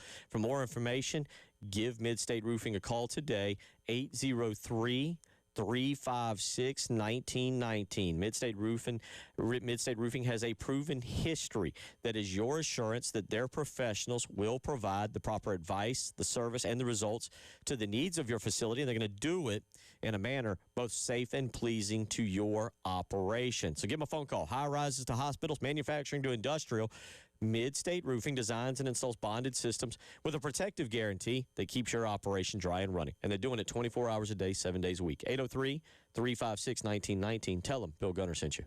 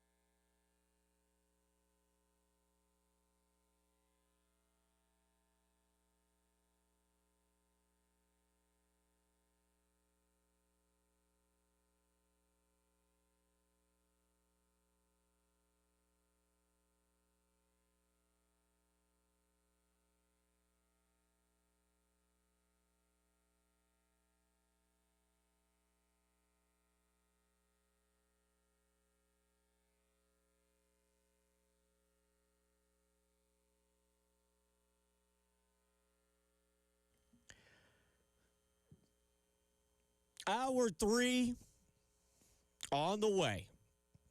Wide open. We'll get to a lot of you this hour, to text messages, to phone calls. Parker, I see you. Thank you for being super, super patient. I'll get to you in just a second. A lot going on here today. Thank you to Chris Deering for joining us there, basically, for the hour. Number 2, breaking down the high school scene. Thank you to Brian Edwards of Vegas Insider for joining us in hour number 1. Thank you to all our great guests this week that have hopped on the program with us and given us a lot of great inside information and views into different things, whether it's Brad Crawford, J.C. Sherbert, John Whittle joined us earlier this week, Hale McGranahan, Joe Madden. So many different people have joined us, and very thankful and very blessed to have each and every one of them, as well as you. You are the one who drives the show. If it wasn't for you out there being a part and enjoying it each and every day, couldn't do it without you. Very thankful to have you along for the ride each day from 12 to 3. We do consider ourselves the show of the Midlands because, you know, I'm from here. I'm from right here. I'm Lexington. Didn't go anywhere. So anyway, glad to have you. Glad to be a part of it.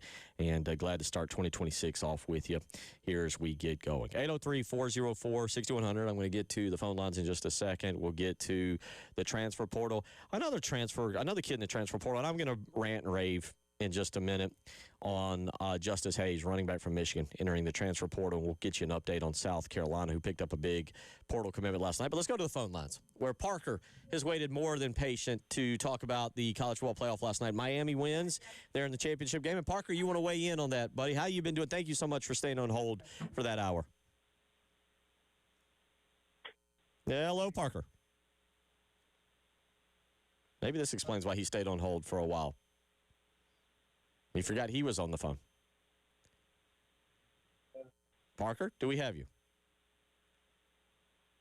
I thought he just loved the show. Thought he just wanted to talk. Turns out he forgot he was on hold. Hello, Parker. Well, that's a bit of a letdown. All right. Dave, if you want to check back with him or keep him, let him out. He might have moved on to something else in his life and forgot his phone was on. It happens. I tended to. Anyway, we'll see. We'll get back to him. 803-404-6100. If you want to weigh in yourself, you can do so today. South Carolina in the transfer portal. Big night. Big night. They landed some guys yesterday on paper. This is huge. It's great. They're winning the offseason on paper. South Carolina's winning the offseason. Shane Beamer continues to do it. By the way, I've taken notice he's not putting out welcome homes for transfer. Probably a good idea. But big night. Now, what does it mean? Nothing. It means nothing. Winning the transfer portal, winning the recruiting calendar, hiring great assistants in December and January does not equal victories in August, September, October, November. It can help. You got to parlay these right things into it. And last night, South Carolina lands the number 3 offensive tackle in the transfer portal, Jacarius Carr, originally from North Carolina State, chooses the Gamecocks over Alabama. 6'5", 290. I've seen different heights and weights, by the way. I'm just kind of going with what's right directly in front of me.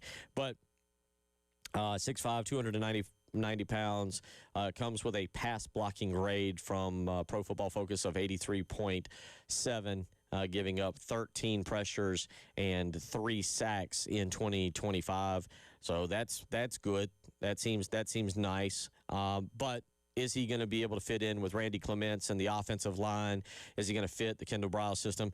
To be determined. This obviously was a guy that they wanted and maybe prioritized as the top transfer portal pickup for them once he went into the portal. But this is a big pickup because, number one, you need tackles. South Carolina has now lost 3 tackles in Josiah Thompson, Tree Babalade. I know Babalade was playing on the interior, but Thompson, Babalade, and Kason Henry. So you need tackles. So this addresses just the simple fact of that. B, you really need elite tackles. All right, check that little box and see you've now got your left tackle in particular signed and brought to the program. So Lenore Sellers, who I think had some social media commentary last night, seems particularly happy about this. So a very big pickup there for the Gamecocks, and we'll see how it plays out. But again, as we sit here on January 9th, South Carolina is appearing to fix the issues that were in 2025. You've hired an energizing, exciting offensive coordinator. It looks like you've hired a guy to coach running backs who's an upgrade. It looks like you've hired a guy to coach offensive linemen that looks like an upgrade. Might even look like you've hired a guy to coach defensive ends and edges that was an upgrade. Might. You've kept a recruiting class together. Now you're starting to seem like you're getting some home runs in the transfer portal. To be determined. We'll all reassess South Carolina and how they did with the offensive coordinator hire and the transfer portal about midseason next year. It'll be about October. We'll look back and go, yeah, they did well. Or, I thought they did better. I thought they could have done better. Well, so it'll still be, it's like, I guess it's like Lou Holtz would say, it's kind of like having a baby. We're going to have to wait about 9 to 10 months to figure out what we got here that we're landing and what we're bringing into this new Gamecock world. But on paper, again, last night, this was a big pickup. This is what you needed to start, and again, keyword start, to solidify your offensive line, because I know they stunk. I'm not trying to argue with any of you. Lord knows I don't want to go down that path, that the offensive line did anything good this year. But you did lose your 5 starters. You're starting brand new, and a lot of you go, woo, boy, yeah, we needed to do that. You're starting brand new on the offensive line. No Boaz Stanley. I'm not going to say anything. I'm just going to tell you there's no Boaz Stanley. You make your own jokes and references. No Tree Babalade, no Trovon Ball. No tackles. No Cason Henry, no Josiah Thompson. Shed Surratt is back. Marquis Anderson is back. Jatavius Shivers is back. Darius Gray's coming into the program. Brian Brubaker's healthy for a change. Blake Franks is still around. I'm sure I'm leaving other people out. You know, you've got the 3 transfers now coming in. Carter Miller, Hank Purvis, big boy, 6'4", 350, 360. Going to have to run a circle around him just to get to the quarterback. That'll be if he falls down. There's got to be a little bit more of a hurdle to jump over him. It's a good start. So you're rebuilding this entire offensive line now, and I don't want to say you're starting from scratch because there are guys left over, but Randy Clements is really getting a clean slate to work with, and this is a very nice piece to put into the foundation and see how it develops. That was pickup. That was the big pickup. Prior to him, the Gamecocks landed some very solid defensive help with the addition of cornerback Quaysheed Scott, originally from Marion, South Carolina, 6 foot, 200 pound, played at Kentucky last year. This is big, given that South Carolina has lost the starting nickel. Jalen Kilgore has lost a starting defensive back, and Brandon Cisse. Scott doesn't play safety, but obviously you're also losing DQ Smith, who'd been here for 13 years. So the Gamecocks can now have to replace their secondary, which was a strength, and landing a proven, experienced SEC, mind you, transfer. And look, I like transfers. Say what you want about Mark Stoops. Say what you want about how they were playing. But I do think Mark Stoops is a defensive-minded guy who can recognize talent and coach him up. And so say what you want, but I like transfers from Kentucky, especially defensive transfers. I feel like you're getting a good value here. And not only that, but I think, you know, whether Quaysheed Scott comes in and starts or not, to be determined, right? You hope that other people push him. Jalewis Solomon was a big-time recruit. Vakari Swain is now back, and you're hoping Vakari Swain. By the way, I want to get back to that on Vakari Swain. Vakari Swain re-signing. And Vakari Swain, there's going to be a lot expected of him. A lot. And there should be. Vakari Swain has got to step up and be one of the top defensive backs and returners. He's got to be so scary that people don't kick to him, that punters tremble. They shank punts when they line up and they see him back there. That's the impact that Vakari Swain has got to have. I talked in the last hour about return on investment and paying these guys and what is a good return on investment and so forth and so on. I don't know what Vakari Swain got to come back. I have zero clue. I couldn't even ballpark it. I don't know. $5, $50,000, $500. I have nothing. I don't know. But I know that it probably wasn't cheap, and that you now expect him to be one of the leaders, and he's got that swagger.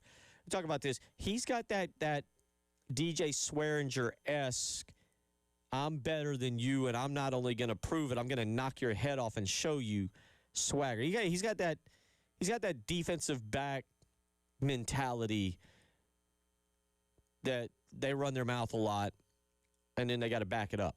And it's going to be on Vakari Swain. That's one guy I'm going to point to and be like, look, man, you got the bag. Whatever you wanted, you got it. You're back here at the University of South Carolina, and 2026 is going to be a monster year for you. Now you bring in Quaysheed Scott. You want him to provide competition. Hopefully he's a starter. Maybe he's a starter. I don't know. Again, you got other guys back there in the secondary that it's time to see what they can do. Judge Collier's back for another year. I mentioned Swain. I love Jazavion Currents at safety. Peyton Williams is back. You got a lot of guys. I'm not going to sit here and give you the whole roster. But Quaysheed Scott coming back, getting the news of Vakari Swain yesterday, very good. So South Carolina continues again to win, I think, here in the offseason. But winning the offseason doesn't mean a hill of beans. I think we're all to the point, all of us, win the regular season, win 8 games. I don't know. We'll talk. We got 9 months to get there and figure out that number, what's acceptable and what's not acceptable. But certainly South Carolina is, I think, having a very good offseason. A couple of y'all weighing in this afternoon. Texter says, our NIL contract's not public. Not that I know. I'll be honest, I'm not. I guess maybe you could do a Freedom of Information Act. I've never thought to ask nor pursue. Not going to lie. Leave that to the professionals, the true media members. Somebody contact Jack Veltri. Get Jack on that. That's where Jack shines. Get the professionals on there. I'm not a professional. You know that. You listen to this program. Brian from Winston says, honestly, the big wins in the portal who didn't go in the portal. Sellers, Stewart, Harbert, and Fuller coming back are huge. And that's part of it. That's what I'm saying. You know, the portal, keeping guys, landing recruits, hiring coaches. There's no doubting that this is a great December and January run for Shane Beamer. Now, it stinks that it took being 4-8 to cause all this. I guess that's why I said a few weeks ago, like, going 6-6 now, I don't think you ever want to go. Either if you're going to go 6-6, just go 4-8 and cause big changes and blow up the whole thing and start over. And maybe not the whole thing. The whole thing hadn't been blown up. But if you're going to be 6-6, just go 4-8, miss the bowl game, redo the whole, reset. And that's what South Carolina appears to be doing. And I think at least right now they're winning and a very good day in the transfer portal. Final thoughts on that. We're going to get to basketball coming up in the next segment. Big game over at Colonial Life Arena. Coming out in the last hour is the fact that Justice Haynes, the running back, has elected, is making some decisions here and going to the transfer portal. And it says he's informed Michigan that he plans to enter the transfer portal. This reeks of chasing the bag. And South Carolina went after him last year. But I think everything that's wrong with the transfer, like, no offense, and I don't know the details, and he doesn't have to make them public. I'm owed, you're owed nothing. We're owed nothing. But you've played at Alabama, and I get it. You wanted to transfer because Nick Saban left and Kalen DeBoer was coming in or whatever, and you didn't like how you were used, and you didn't like what Kalen DeBoer did with you 2 years ago. All right, so then you go to Michigan. Michigan's got a very good coach coming in, very sturdy coach in Kyle Whittingham who believes in the run game. Jason Beck's coming in, who, if you can just look at his numbers and tell he's gonna highlight running backs and is a good run. Why would you enter, and you're at a national program like Michigan? To Bill Gunter, don't let me speak for you, don't let me speak for anybody here at the station. This reeks of a player, and this is what's wrong with college football, going to Michigan with a dollar figure, and Michigan being like, it's not worth it. And that player being like, you're not worth it.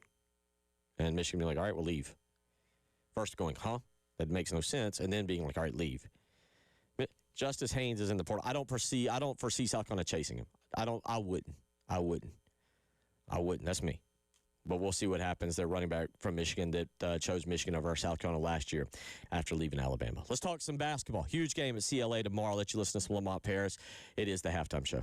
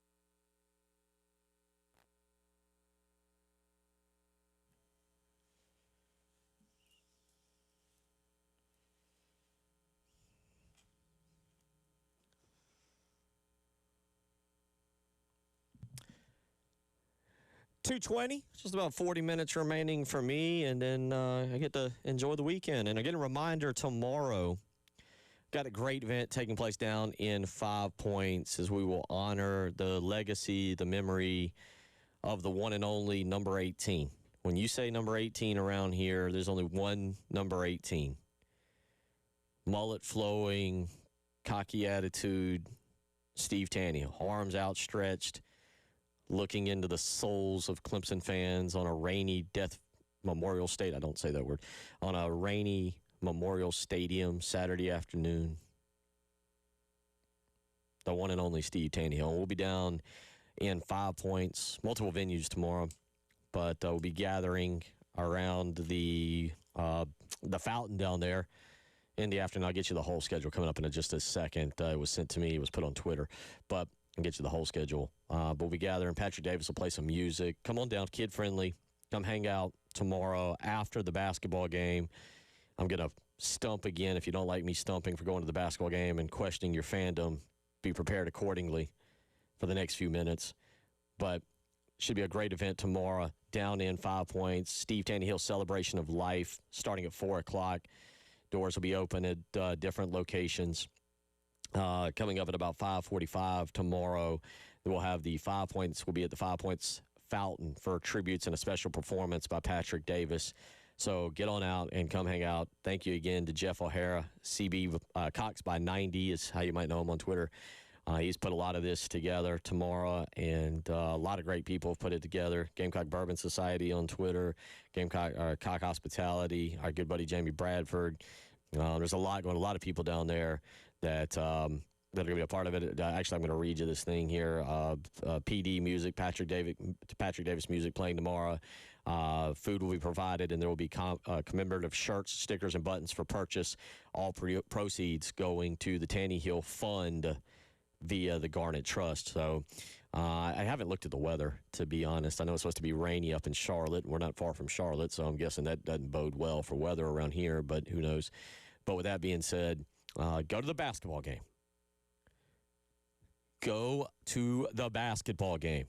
Get out, get your rear end off of your couch tomorrow and come to a 2 o'clock basketball game at CLA and support that basketball team. Bring your kids. Cheer loudly. This basketball team, there's nothing all the goals, as Preston Thorne would say, are still in front of them. It is possible to make the NCAA tournament. They got to play better. I'm not going to sit here and try and sell you that this team is a great team. They got to prove that to me. They got to prove that they're a good team to me. All right, there's a long way to go. One win over LSU. I'm not going to sit here and try and sell you. I'm not trying to sell you this afternoon that this basketball team is capable of winning the SEC, is capable of winning an NCAA tournament game, so forth and so on. I'm not trying to do. What I'm trying to tell you is that they need your, everybody's support. And they deserve it. Let me repeat that. I don't know how good this team is. They're 1-5 against quality competition. I know basketball. Been around it my whole life. Coached it, played it, been around it, scouted it. 1-5 ain't good, okay? I'm not selling you that this team. What I am, again, telling you is this team has everything in front of them. A win tomorrow over a currently ranked Georgia team is a great start. And Lamont Paris last night on Carolina Calls, he gave us the scouting report on the Bulldogs. Here is what Lamont Paris sees coming to Colonial Life Arena tomorrow. It's a good day. So he had a lot of things going. He's a really gifted and talented offensive player, and he's a budding defender. I'll put it that way. He's getting better as a defender, but he's a really talented and gifted offensive player. Stop that. Wrong one. All right, stop that one. Now let's play. Yes, please. Let's play. This is the scouting of Georgia, please. Here is Lamont Paris last night talking about scouting Georgia. First of all, any dead ball situation in the backcourt, almost without, 100% of the time they'll be there picking you up. Free throw line, they'll pick you up, and then they're doing more of this just random attack the ball with two guys. So like running, not even run and jump fully, just two guys just go get the ball, and they're being aggressive. They have really good athletes. They have a tremendous rim protector, so they can afford to have some attacks happen at the rim, and in some of those confrontations, they're going to win them with the guys they have at the rim pretty often. And so, I watched their game against Xavier, and honestly, I thought the game came down to once you did attack, what those decisions at the rim look like, and I don't think they did a tremendous job in that aspect. And so when we do attack, which I think you have to attack, it's about the decisions that you're going to make when you get to the rim.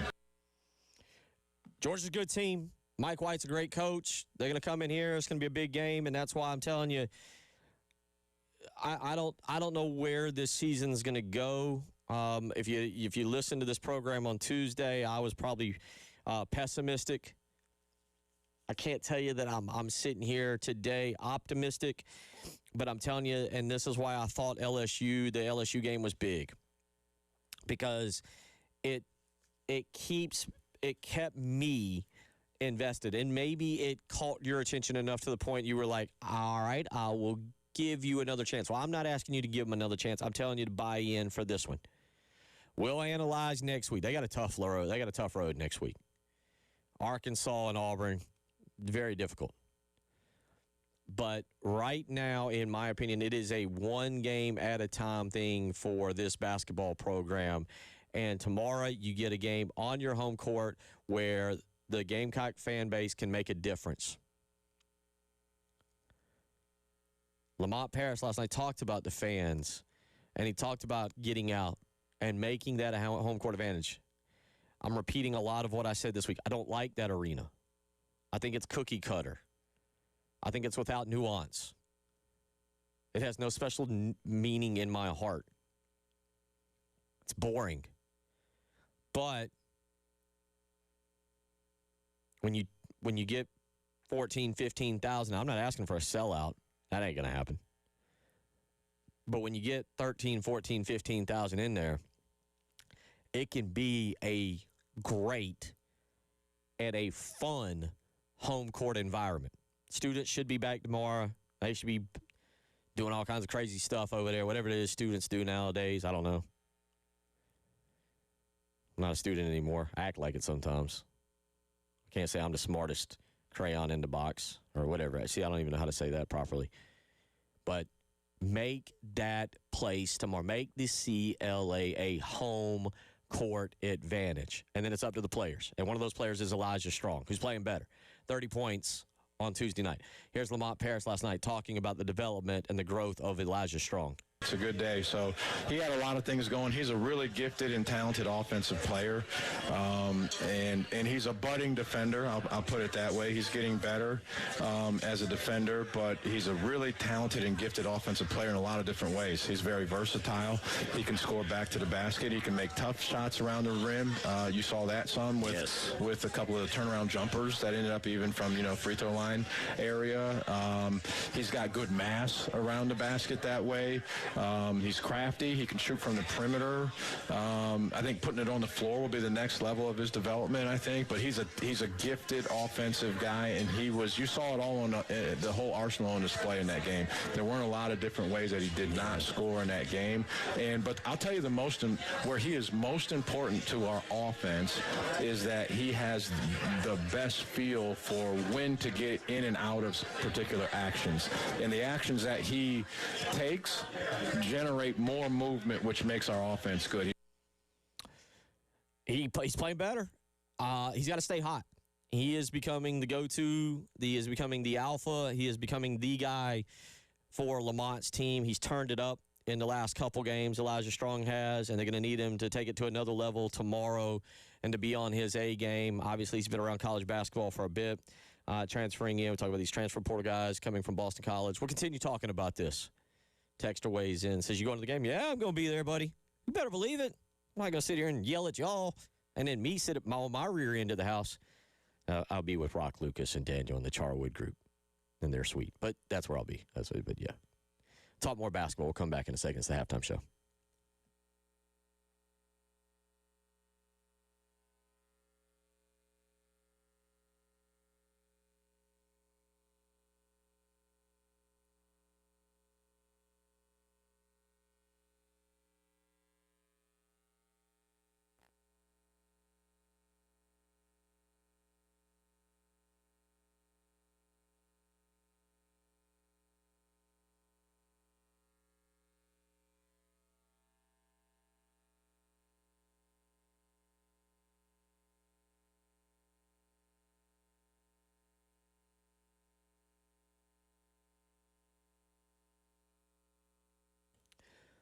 Bill Gunter from Mid-State Roofing, where Mid-State Roofing has been the proven leader in the roofing and waterproofing industry for over 30 years. Now, there's a lot of reasons you can be the proven leader. There's a bunch, but at Mid-State Roofing, the main focus and the reason for being the leader for over 30 years is customer service, making sure you, the customer, whether it's your home or your business, keep your operation dry and running long into the future. And at Mid-State Roofing, it's their history, that 30 years that I'm talking about, that is your assurance that their professionals will provide proper advice, proper service, and results to the needs of your facility. They're going to do it in a manner both safe and pleasing to you and your operation. So whether you're in a high-rise or a hospital, manufacturing or industrial, Mid-State Roofing designs and installs bonded systems with a protective guarantee that'll keep your operation dry and running long into the future. Give them a phone call, 803-356-1919.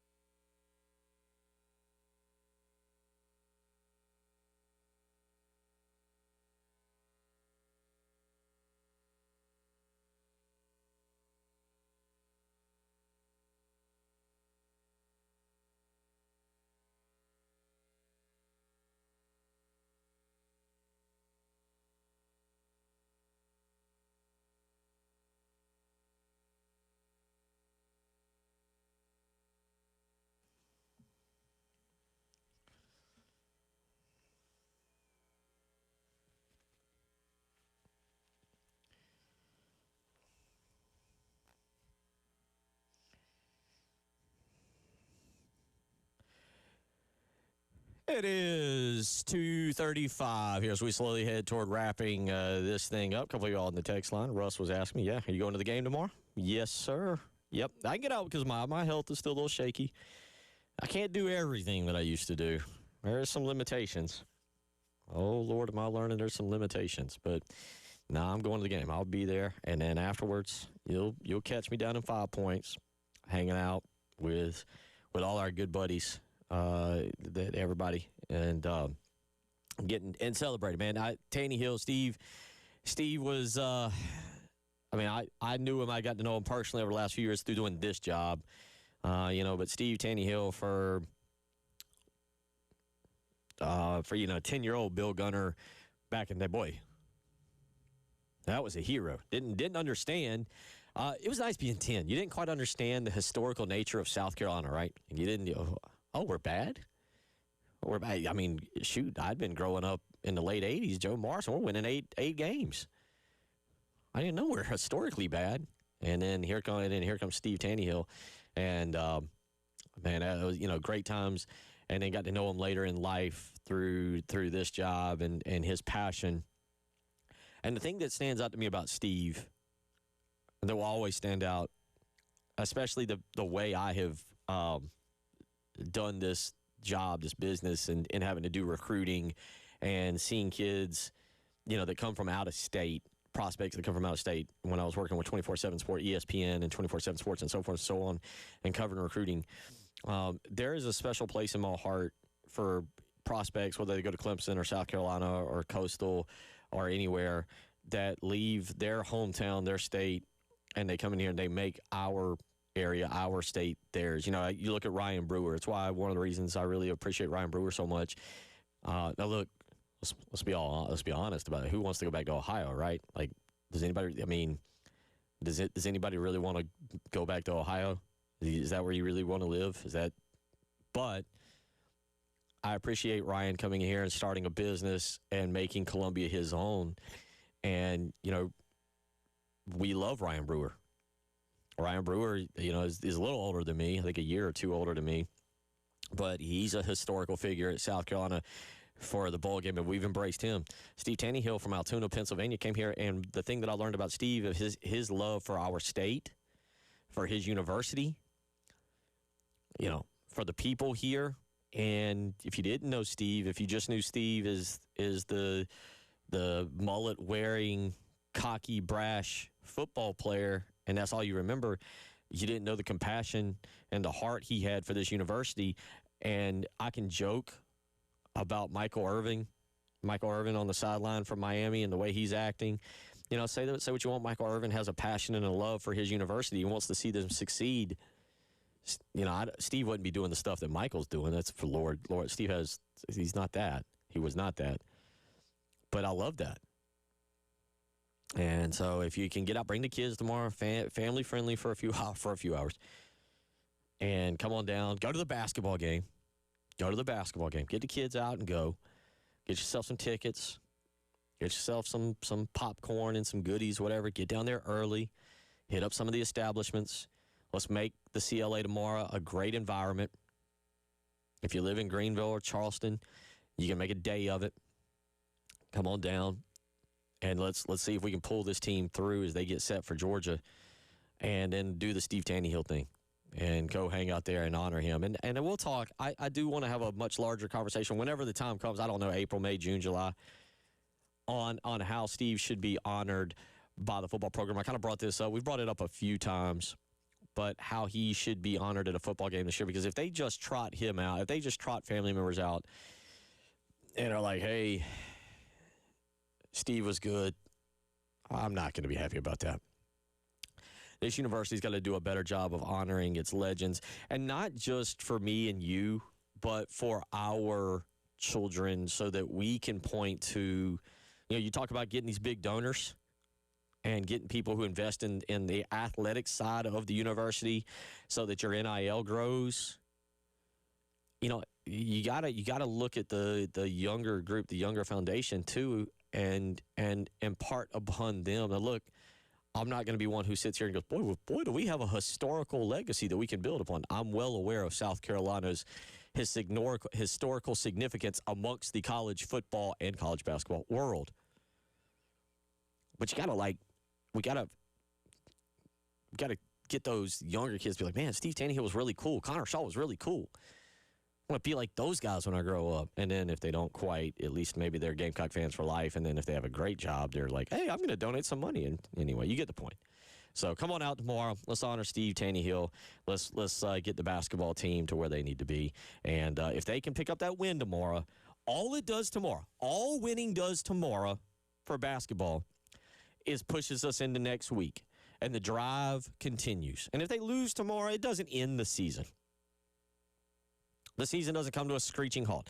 We don't stop pulling for them just because they lose tomorrow. You stay on the bandwagon and I'm not going to lie to you. I'm not going to try and tell you something. You stay on the bandwagon a little bit longer. This basketball team, if we're being perfectly honest, if we're being dead honest, this basketball program is at a tipping point right now, and it can go one of two ways. Tomorrow's a big day. It can go one of two ways from Lamont Paris. You look at the first 4 years, 3 of them are not, or 2 of them have not been good. I'm sorry, this is year 4. You look at the first 2 years, 2 have not been good. 1 has been great. So it is very fair. It is very fair, and it's like I said Tuesday, to be judging this basketball team on what they do this year and what that means for the future of South Carolina basketball under the leadership of Lamont Paris. That is very fair to do. But if you're going to be like me and you're going to do it, I'm going to back them right now and pull for them to win. I'm going to pull for them to make Jeremiah's decision in March and April very easy, because this team either got into the NCAA tournament or is right there with a very nice freshman class that I like with these young guys. So that's my take on it. Have your own. You're perfectly allowed to. If you want to weigh in with your take, 803-404-6100. Real quick, back to the text line. And I laugh at this text talking about the transfer portal. He says, okay, Bill, so now we are winners due to our portal moves in the offseason. Darn straight. Yeah, we're winners. Guys, it's not black and white. We were losers in November. 4-8. You know what? Yesterday, I got up. I got my son to school on time. Got a great breakfast. Accomplished some things I needed to do before I got to the radio show. Had a great radio program yesterday. Had a good day. I was a winner. You know what I discovered halfway through the show? I'm wearing a thermal shirt. I'm wearing a vest. You can see it. You can go to our live stream. Halfway through the show, I discovered I'm wearing my shirt inside out.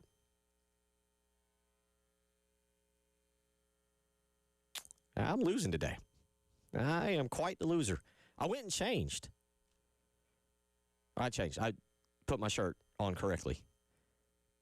Previous segment, I learned I'm wearing my shirt backwards. It's a thermal shirt. It's a white shirt. It's kind of hard to tell if you're not really paying attention, and I got to admit, I wasn't paying attention. To answer this, it can be both ways. We can be losers in November and winners on January 9th. And then we'll reassess our situation come mid-October. We might be losers again. It very well could happen. I can't promise you that being a winner today, because we have landed good recruits, because we have excelled with hiring coaches, and because so far we've landed good recruits, I can't promise you that we're going to be winners in October. But I can tell you today we're winners. Yeah, that's how it works. Yesterday I was a winner. Today I'm quite the loser. Can't freaking get – I'm wearing a shirt inside out. I'm wearing it backwards. I finally got it right, but I'm a loser. I've lost. Enjoy your Friday. Make a little humor. Enjoy the fact that right now something seems to be going right for South Carolina football, because Lord knows from August until November, it didn't go right at all. And they were gigantic losers. 4-8 losers. Right now, South Carolina's winning. We'll see what that carries over into the month of, well, when we get to October, when we get there. 803-404-6100. All right, I've told you a lot about me personally. Let's come back and wrap this whole thing out. 803-404-6100 is the the halftime show.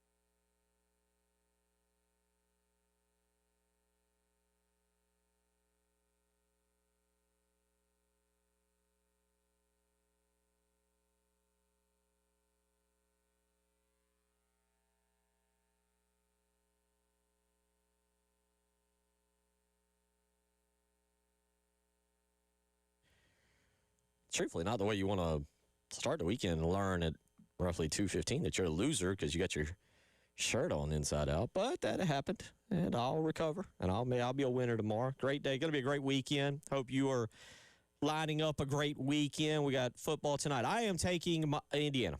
I am going with the Hoosiers. I like Kirk Cignetti. I do think Indiana and Cignetti are going to be villains before long. I think they're the cute, adorable story right now, but I think as people learn about how they're doing this with Mark Cuban's money, and Kirk Cignetti kind of just has that smugness, that arrogance about him, I can see very soon that Kirk Cignetti and Indiana are near the top of the villain list. Fernando Mendoza is an interesting cat. I think I like him. I'm not like trying to make